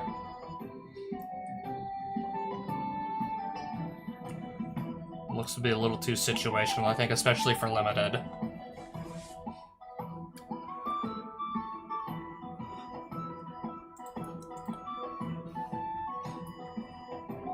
Next, 1 damage will be dealt to Zealous Inquisitor. This turn is dealt to target creature instead.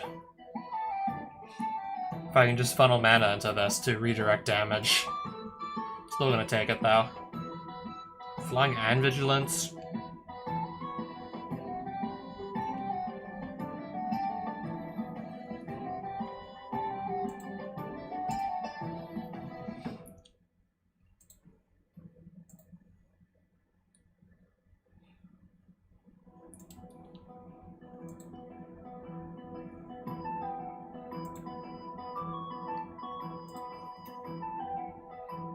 That's a nice looking island.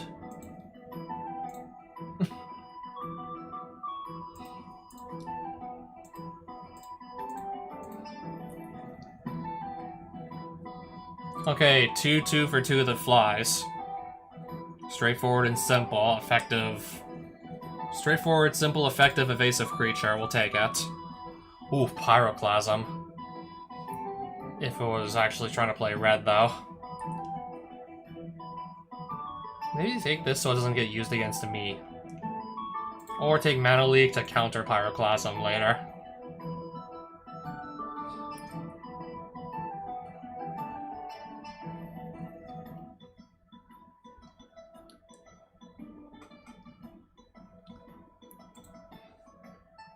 Or more creatures I can ideally just put down and, like, attack with.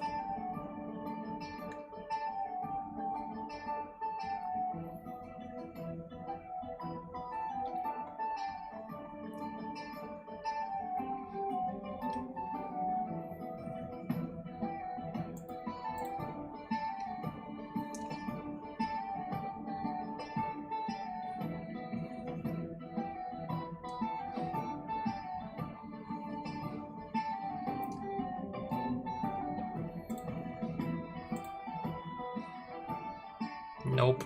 Nope. Probably not. I don't think so either. Make stuff unblockable, I guess.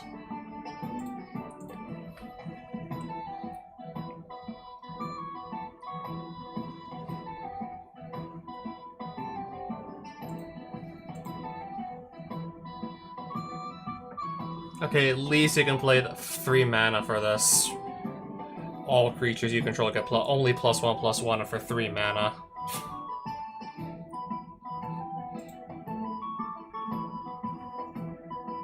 Okay, I guess we'll maybe just hope that I play against a lot of blue players. I'll take Sea Monster.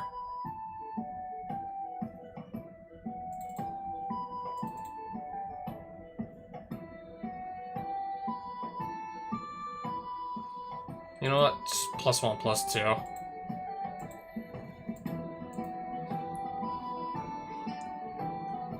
Give one of your attacking creatures +1/+1? Sure.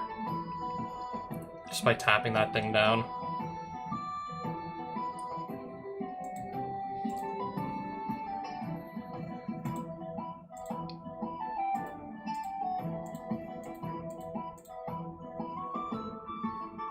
Confiscate. Steal any permanent from the field. Gain control of any permanent from the field.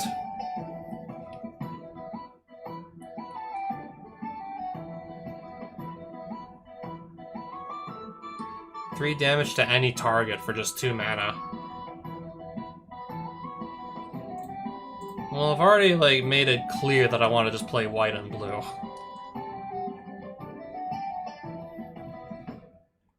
So the best creature I can take, a toss-up between Aven Cloudchaser and Giant Octopus?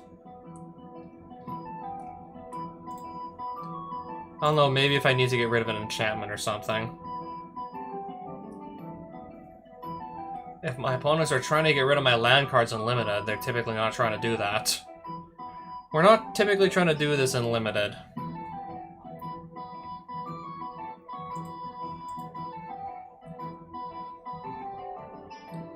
Oh wow, Grave Pact. I'm not going to be getting to triple black, so this probably isn't going to work out.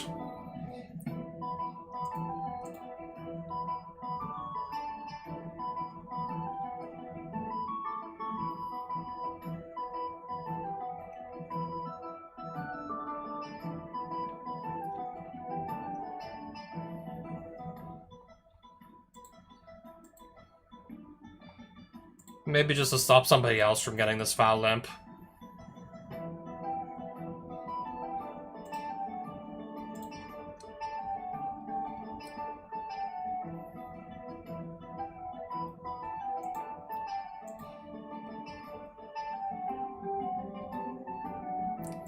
Whenever anybody plays a creature, I'll gain 1 life. Okay, I'll take that.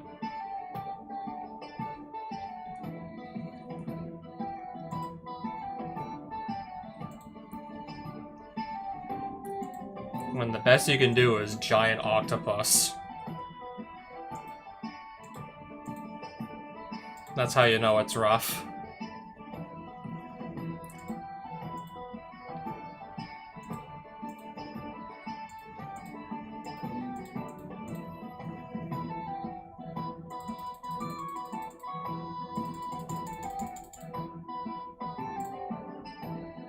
And now to put a deck together with all this.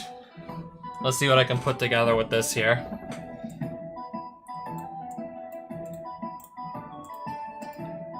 Well, I've already made up my mind that I'm playing white and blue.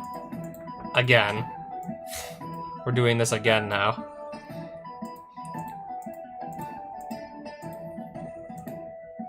I'm not expecting to absolutely need to destroy enchantments or anything. Or change basic land types or color words around.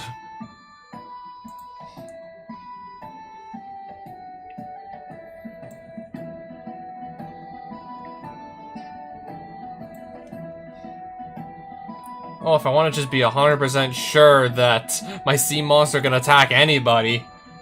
Okay, Mind Bend can change. Okay, Mind Bend could just make my sea monster be able to attack anyone. Okay, I guess I found a use for it, technically. Technically have a use for that. Not a very remarkable one.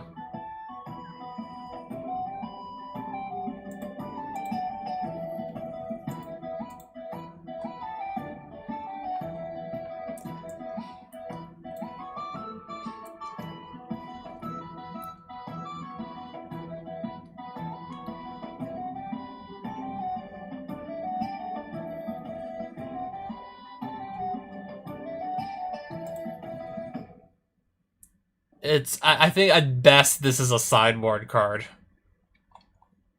Wow, do I have a lot of creatures, including some that are just downright horrible.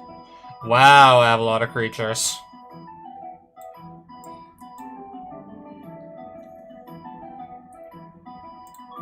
I think we can do a lot better than just this for 5 mana.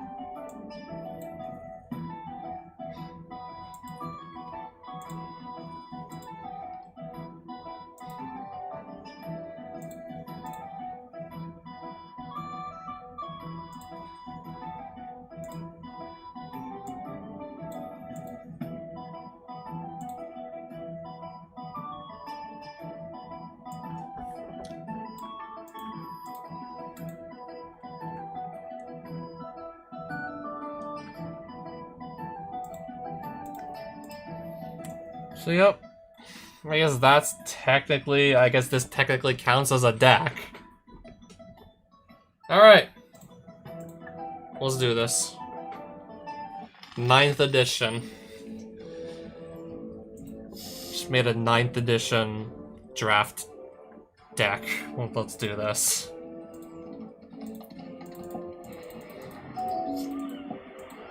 Oh hey, it's Fugitive Wizard.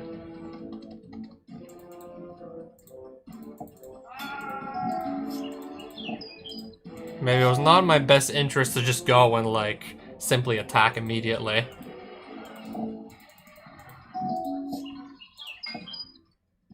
Giant Growth. I'll take 5 damage. Okay, this just gives any equipped creature +2/+2.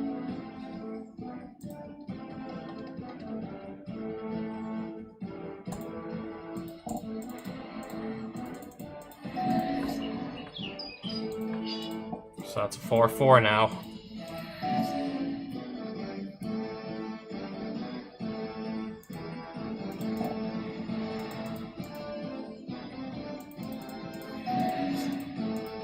Okay, at least I can deter him from attacking some more. But still.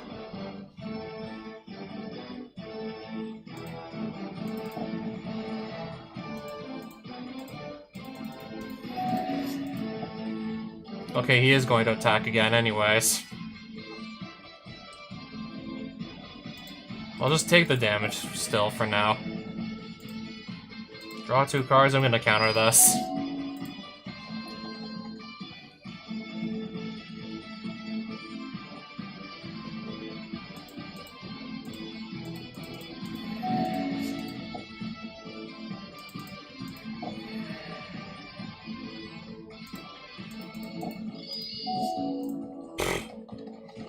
I don't really think we're winning this one now.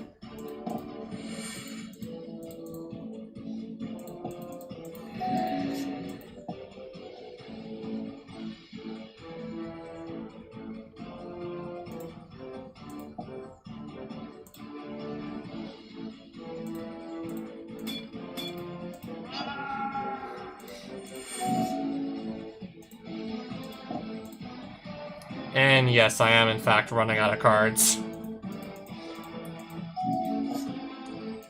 Okay, now I got a 3/6 creature here. I don't know, finding way too many lands here. Way more lands than I actually need. And now I gotta worry about whatever that is they just played. Spined Worm.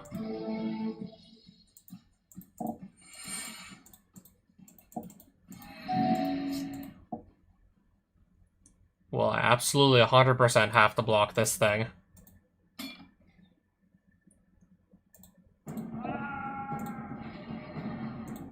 Okay, if you have a creature card that just cheat into play from your hand still, by this point.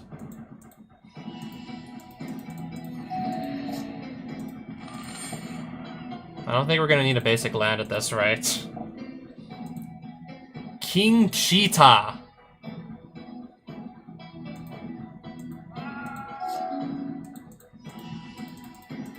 I got him to 1, and then just lost immediately after. I got the stray cat to 1 point of life and then just fizzled out.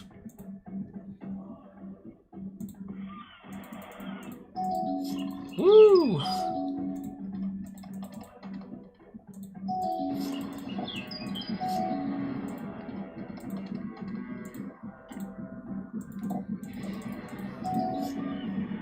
Oh no, there's the Volshock Morningstar again.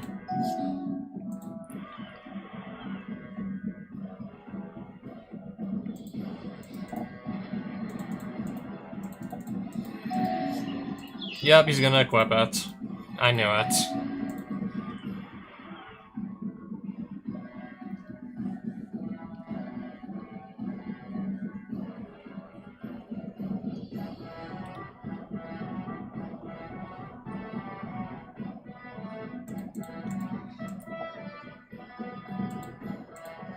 Do we do anything else here? Let's just deploy the giant octopus. Spined Worm.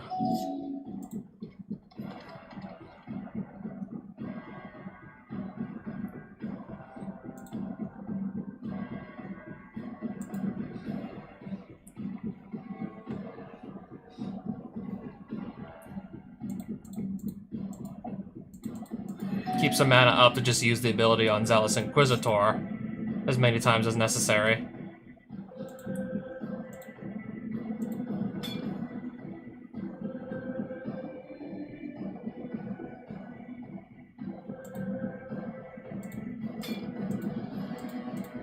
I want to change up how I block. Giant Growth, targeting this. Select the creature to redirect the damage to.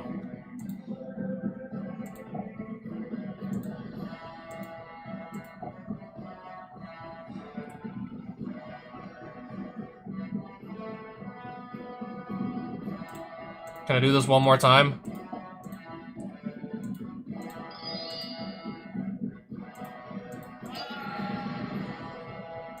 Okay, but I'm still at 4 life. And only 4 life.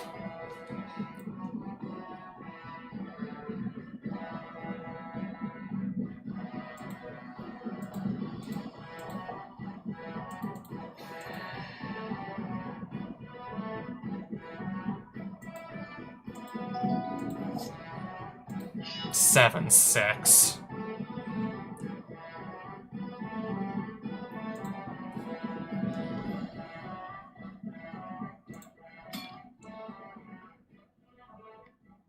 Can I even redirect enough damage to... I don't even think I can.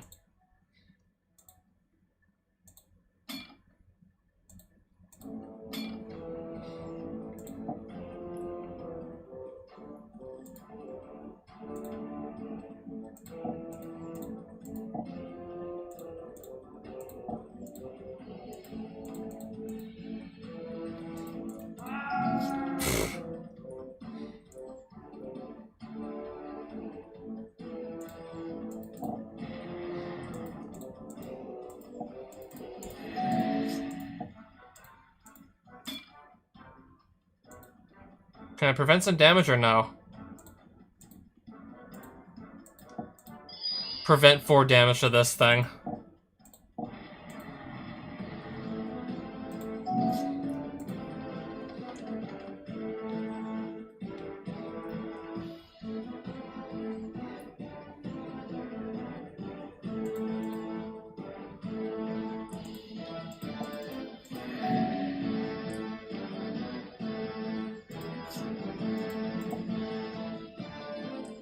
I'm gonna have to block this thing, guaranteed.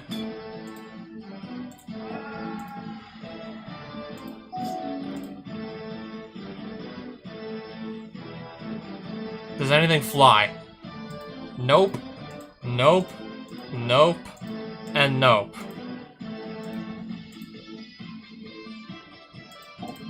Angelic Blessing. And another copy of Angelic Blessing.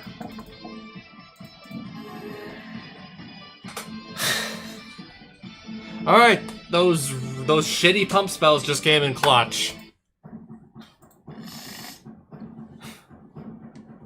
That really did come in clutch there. Like, holy.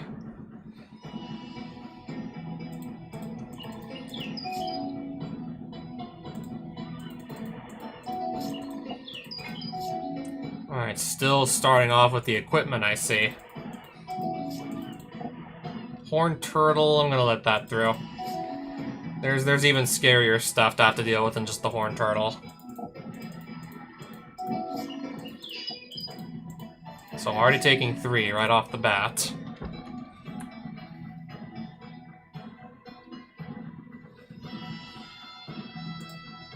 Let me just get my creatures out there. Oh, Mana Leak. Yeah, I'm not the only one playing blue here.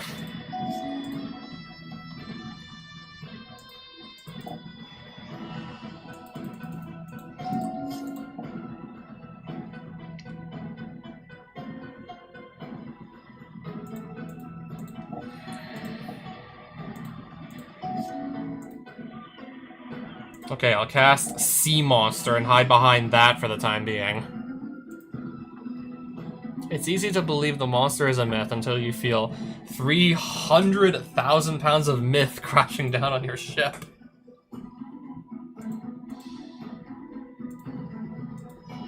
Oh right, this spider will just no-sell this Skyhunter Prowler anyways. This has a reach. Spined Worm. I would have loved to be able to counter that.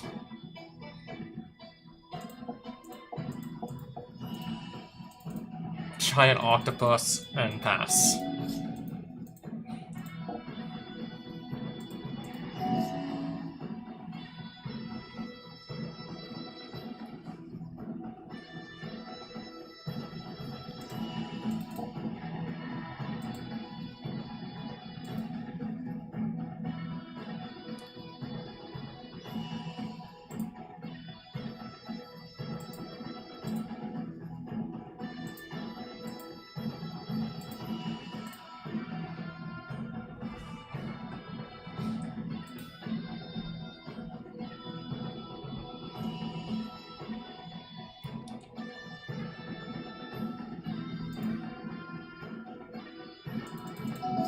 I see no incentive to attack right now into this board. With anything. The bird that... If that's what I think it is, I'll just counter it. I think that would be wise.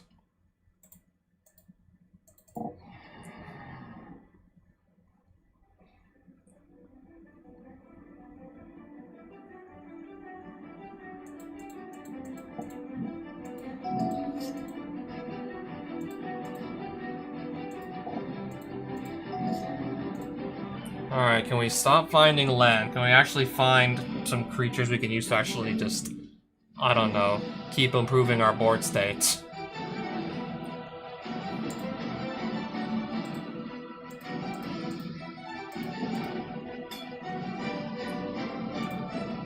Select a creature to redirect the damage to.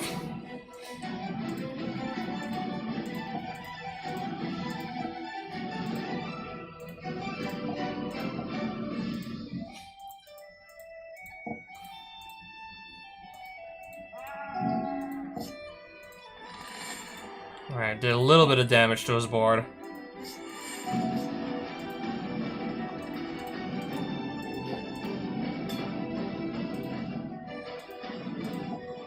Just keep redirecting damage from this thing to this spider. So this does 2, and then I'm gonna redirect 3 damage back to this thing. Or, no, I'm gonna redirect only 2, I believe.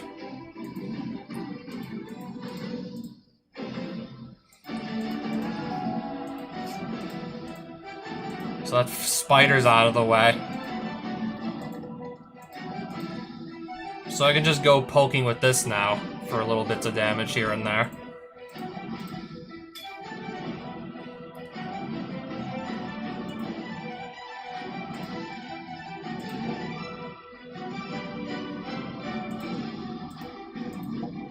Let's just redirect 3 damage from this horned turtle to this elf, this druid, this piper.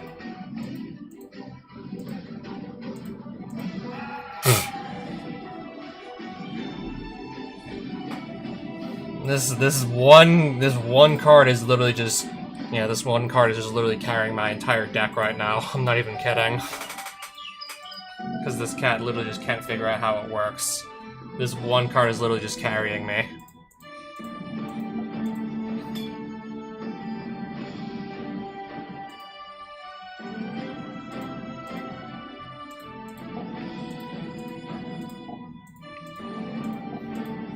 I have 4 activations of Inquisitor again. I'm gonna put them all on the Spined Worm.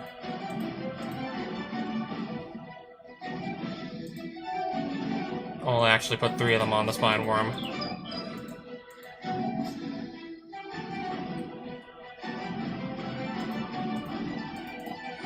Okay, this thing's also gonna have flying, apparently. Let's just do the same to the octopus as well. And do a large chunk of damage here.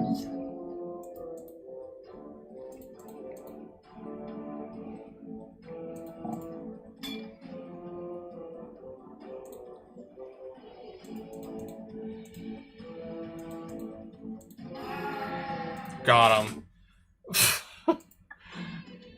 No way, I just got him. So, anyways, let's see if I'm ready for round 2.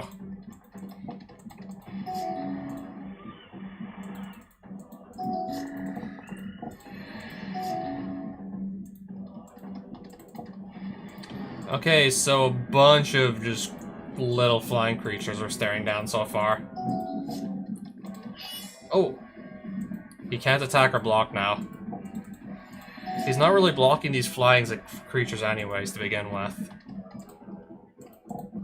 Let's gain 2 life. And pass. Flying and first strike. Just play a bigger creature, I guess.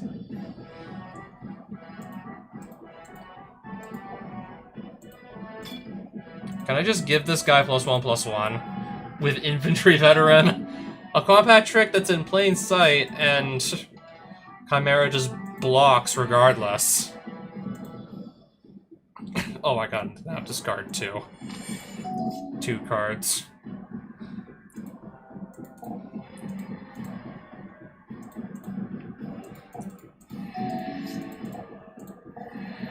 Grave Pact.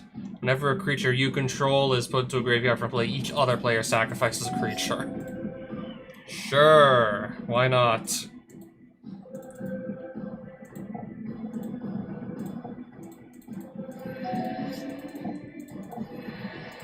Okay, just another Bog Imp, I see.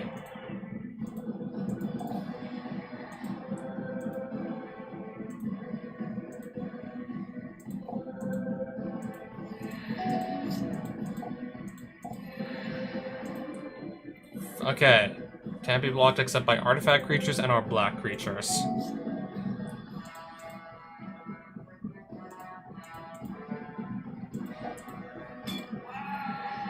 I gotta sacrifice 2 creatures, right?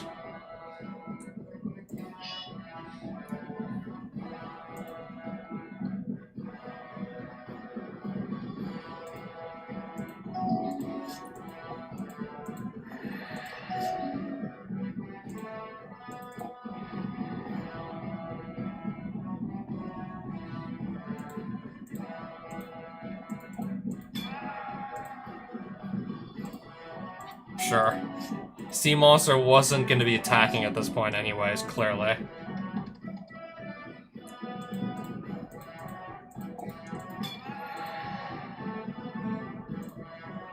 Let's just hope the next creature he plays doesn't fly.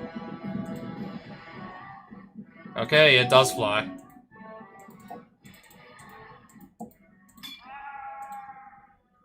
We can't continue. We definitely can't continue like this forever.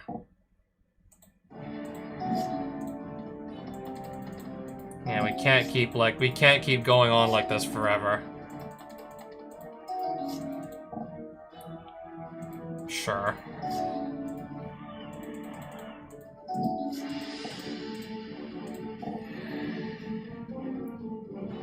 If I mana leak, he's just gonna be able to pay the 3. Okay, but still.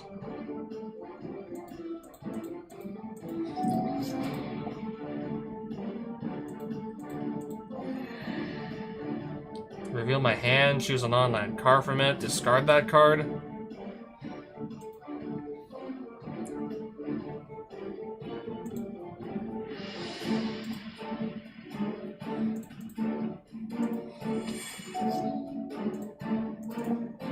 Alright, if I want to just gain some life. I don't think I want to attack into this board state here.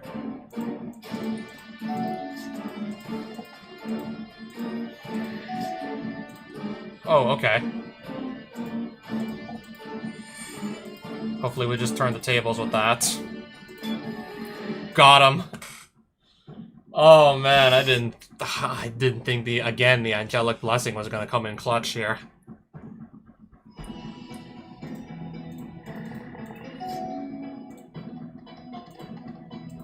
Yeah, we're both playing a bunch of small creatures quickly, so I think it would be wise to just play the Soul Warden immediately. Alright, there's an extra point of life, just for free. So Bog Imp, Suntail Hawk, what do all these creatures have in common? They got like 1 point of toughness. But this guy does have Summoning Sickness though, of course.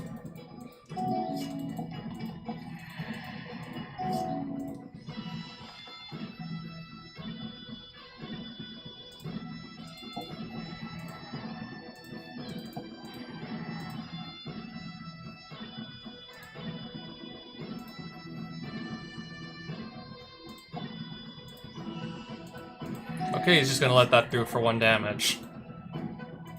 Crossbow Infantry deals 1 damage to Bog Imp to just kill it.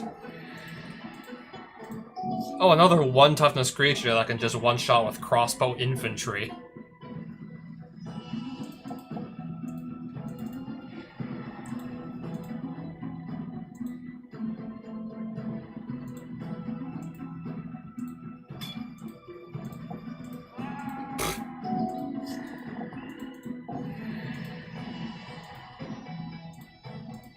So that just got a creature back, sure. Don't see why not.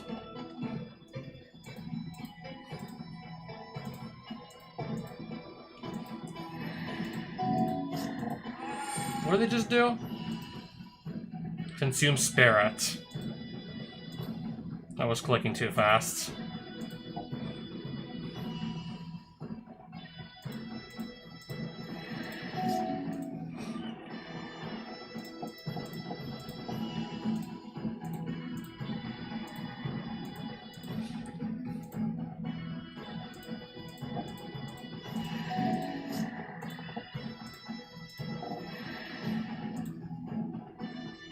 Whatever the hell those are supposed to be, I'm countering those.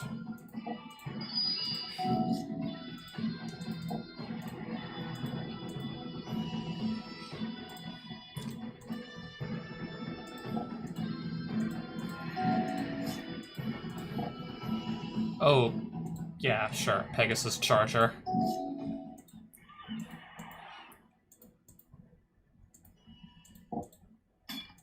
Crossbow Infantry will just kill that.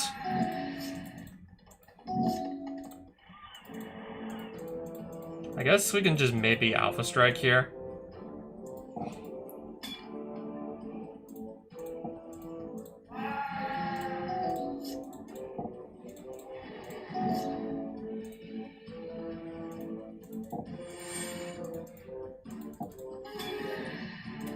Nice.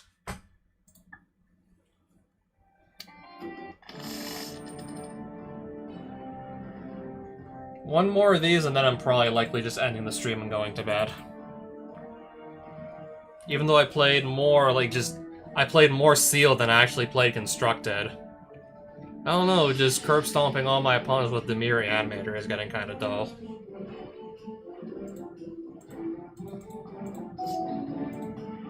So I'll instead just play Limited, where I don't just have access to all the best cards in the game, like... Attacks each turn if able. Okay, I see.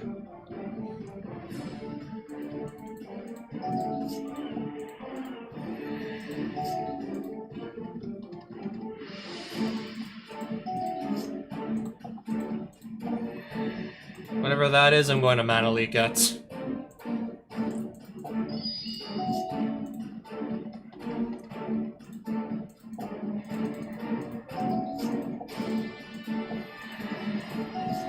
Wait, but does this opponent of mine even have any forests?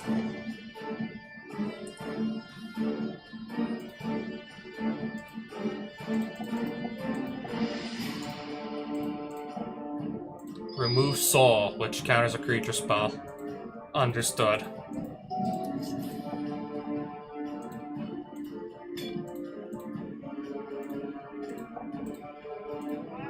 Redirect some damage back to the Goblin Brigand. Cast a Sea Monster.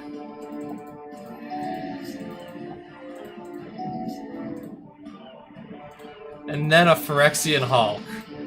Let's start going to town here.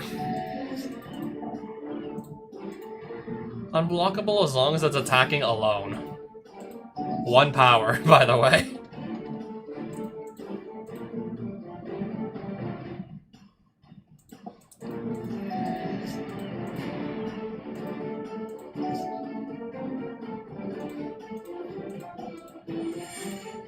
Alright, 8/7 flyer.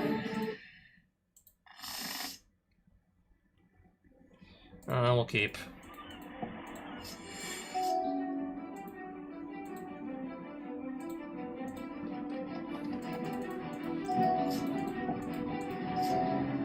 Okay, there's the 2/2 that must attack and return again.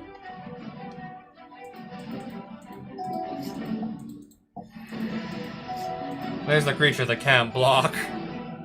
And there's a goblin that can't even block.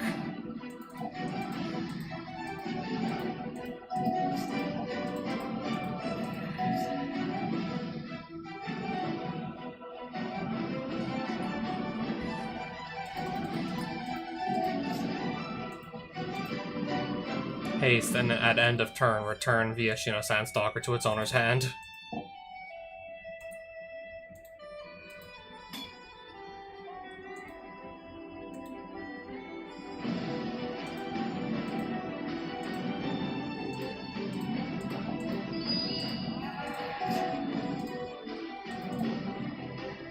I don't know, at this point I can really just use...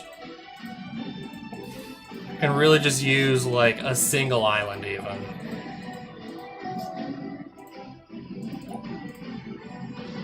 I guess even just anything I can play, as long as I can just keep the creatures coming.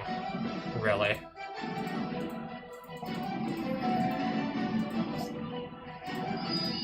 I'll just recast that Venerable Monk and gain some more life.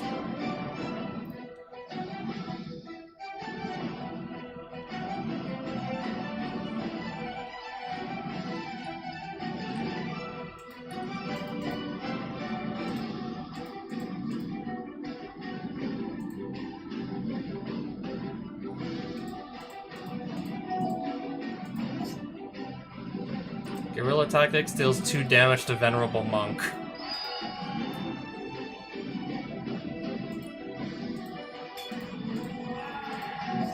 Maybe I do need to get rid of a creature at this point.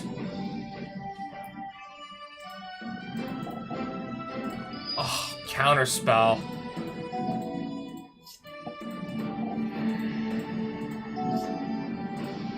I'm running a little bit low on life here.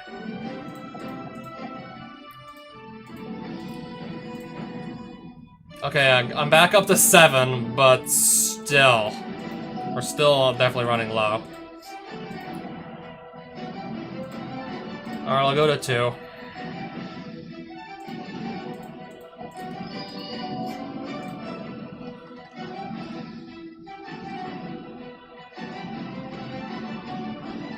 Now, if this is going to be unblockable next turn, then I actually just lose here on the spot. Simple as that.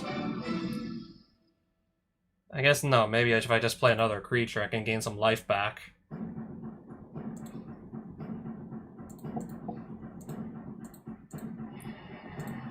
And you know what, we'll just play another.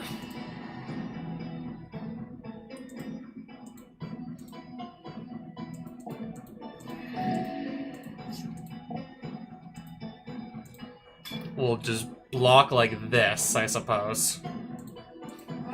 I'm back down to 2. I'm back up to 3.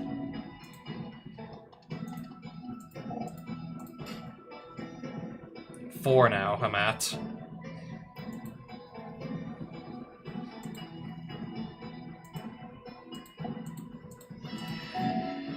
Goblin Raider still can't be blocked. Goblin Raider. Another creature enters, so I gain some more life. Play another creature and gain some more life off of that.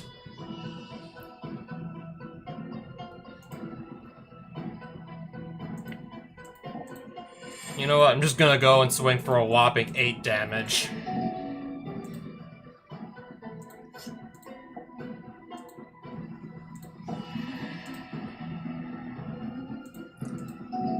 I'm at 3. There's no way I just pulled the second Angelic Blessing. I just drew the second one, and now I can give this flying again. And just finish him off for 8 damage in the air. There's no way I just pulled the second copy. I just kept gaining life off the Soul Warden, so he couldn't actually kill me. There's no way that worked. I don't know how that just worked. That was amazing. Anyway, so what's in my booster packs that I just won?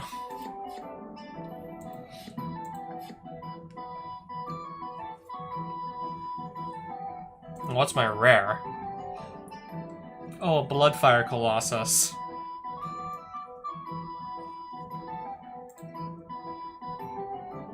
I don't think I'm keeping any of these, really.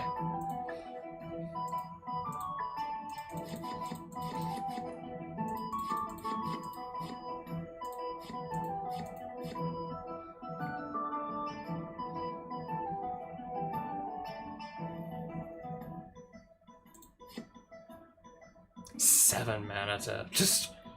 That's a lot of damage, but 7 mana. Pretty much almost every game of competitive Magic's not even gonna last this long. 7 turns. Oh, not bad at all. Hypnotic Spectre. Not too shabby.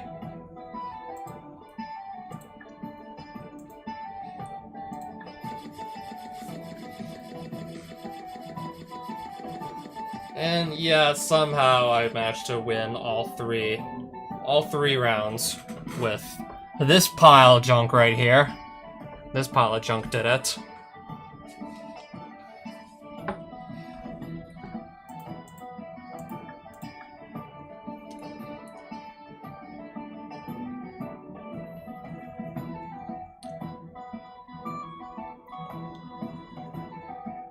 Crossbow Infantry really helped me on one game, but Zealous Inquisitor just straight up carried me on one of the other games, pretty much. Single-handedly dealt with like an entire board full of my opponent's creatures. That was crazy. Absolutely crazy the work this one guy put in one of my games.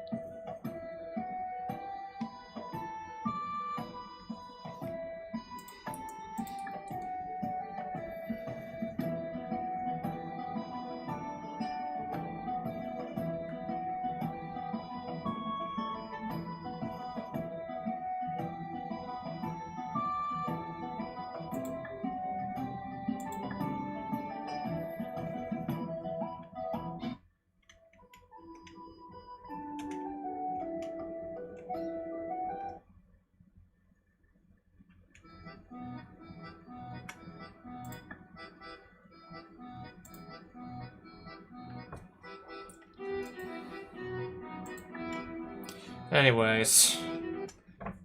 It's getting late, I'm getting tired. I don't know, unless I find, like, another, like...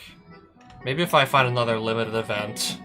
Even then, I'd probably just save my game and save it for another day, if I even want to, like, do another stream of this. More likely than not, sooner or later, I'm just going to actually start a new game. But I'm gonna just wait for some new sets to come out before I update. I'm mainly just looking towards, like, updating once Lorwyn Eclipsed has actually come out. Maybe just update that and then grab all of Edge of Eternities, Spider-Man, Avatar Last Airbender, and Lorwyn Eclipsed. And then just start a brand new adventure from... yeah, basically all of those sets. Plus, of course, everything that ever existed before that. Alright, one more game then. Because this sandworm likes to pop out of the ground.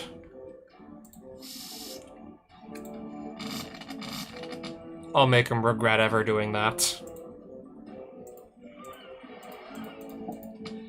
I'll make him regret it.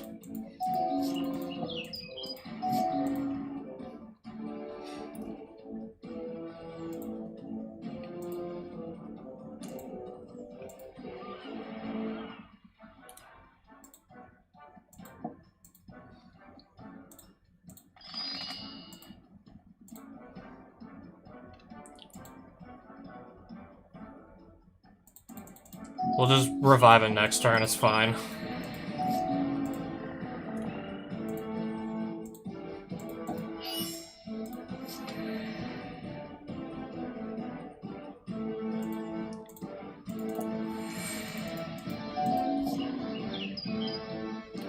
Search for a basic land card, put it onto the battlefield, tap, then shuffle.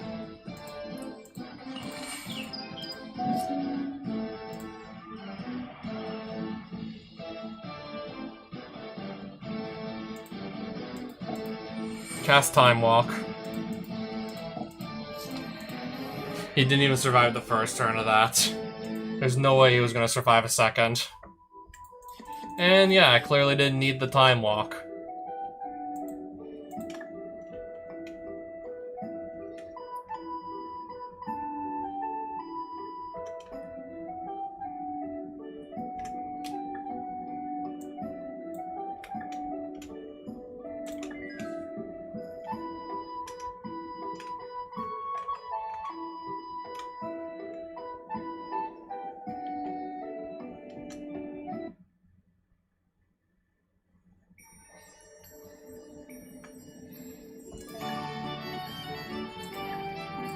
Okay, I believe Dominaria United. I believe that's like 2022 or something.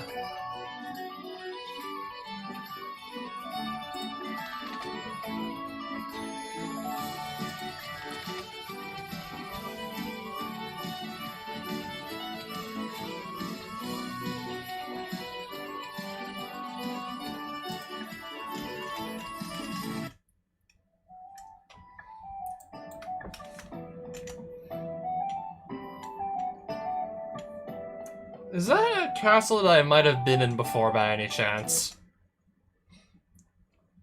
Fort. Have I been in here by any chance? It doesn't look like it.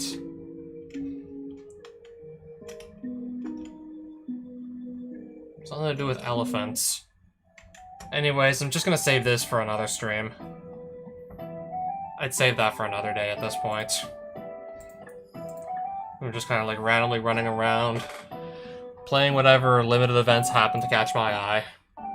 And not really much else to say here.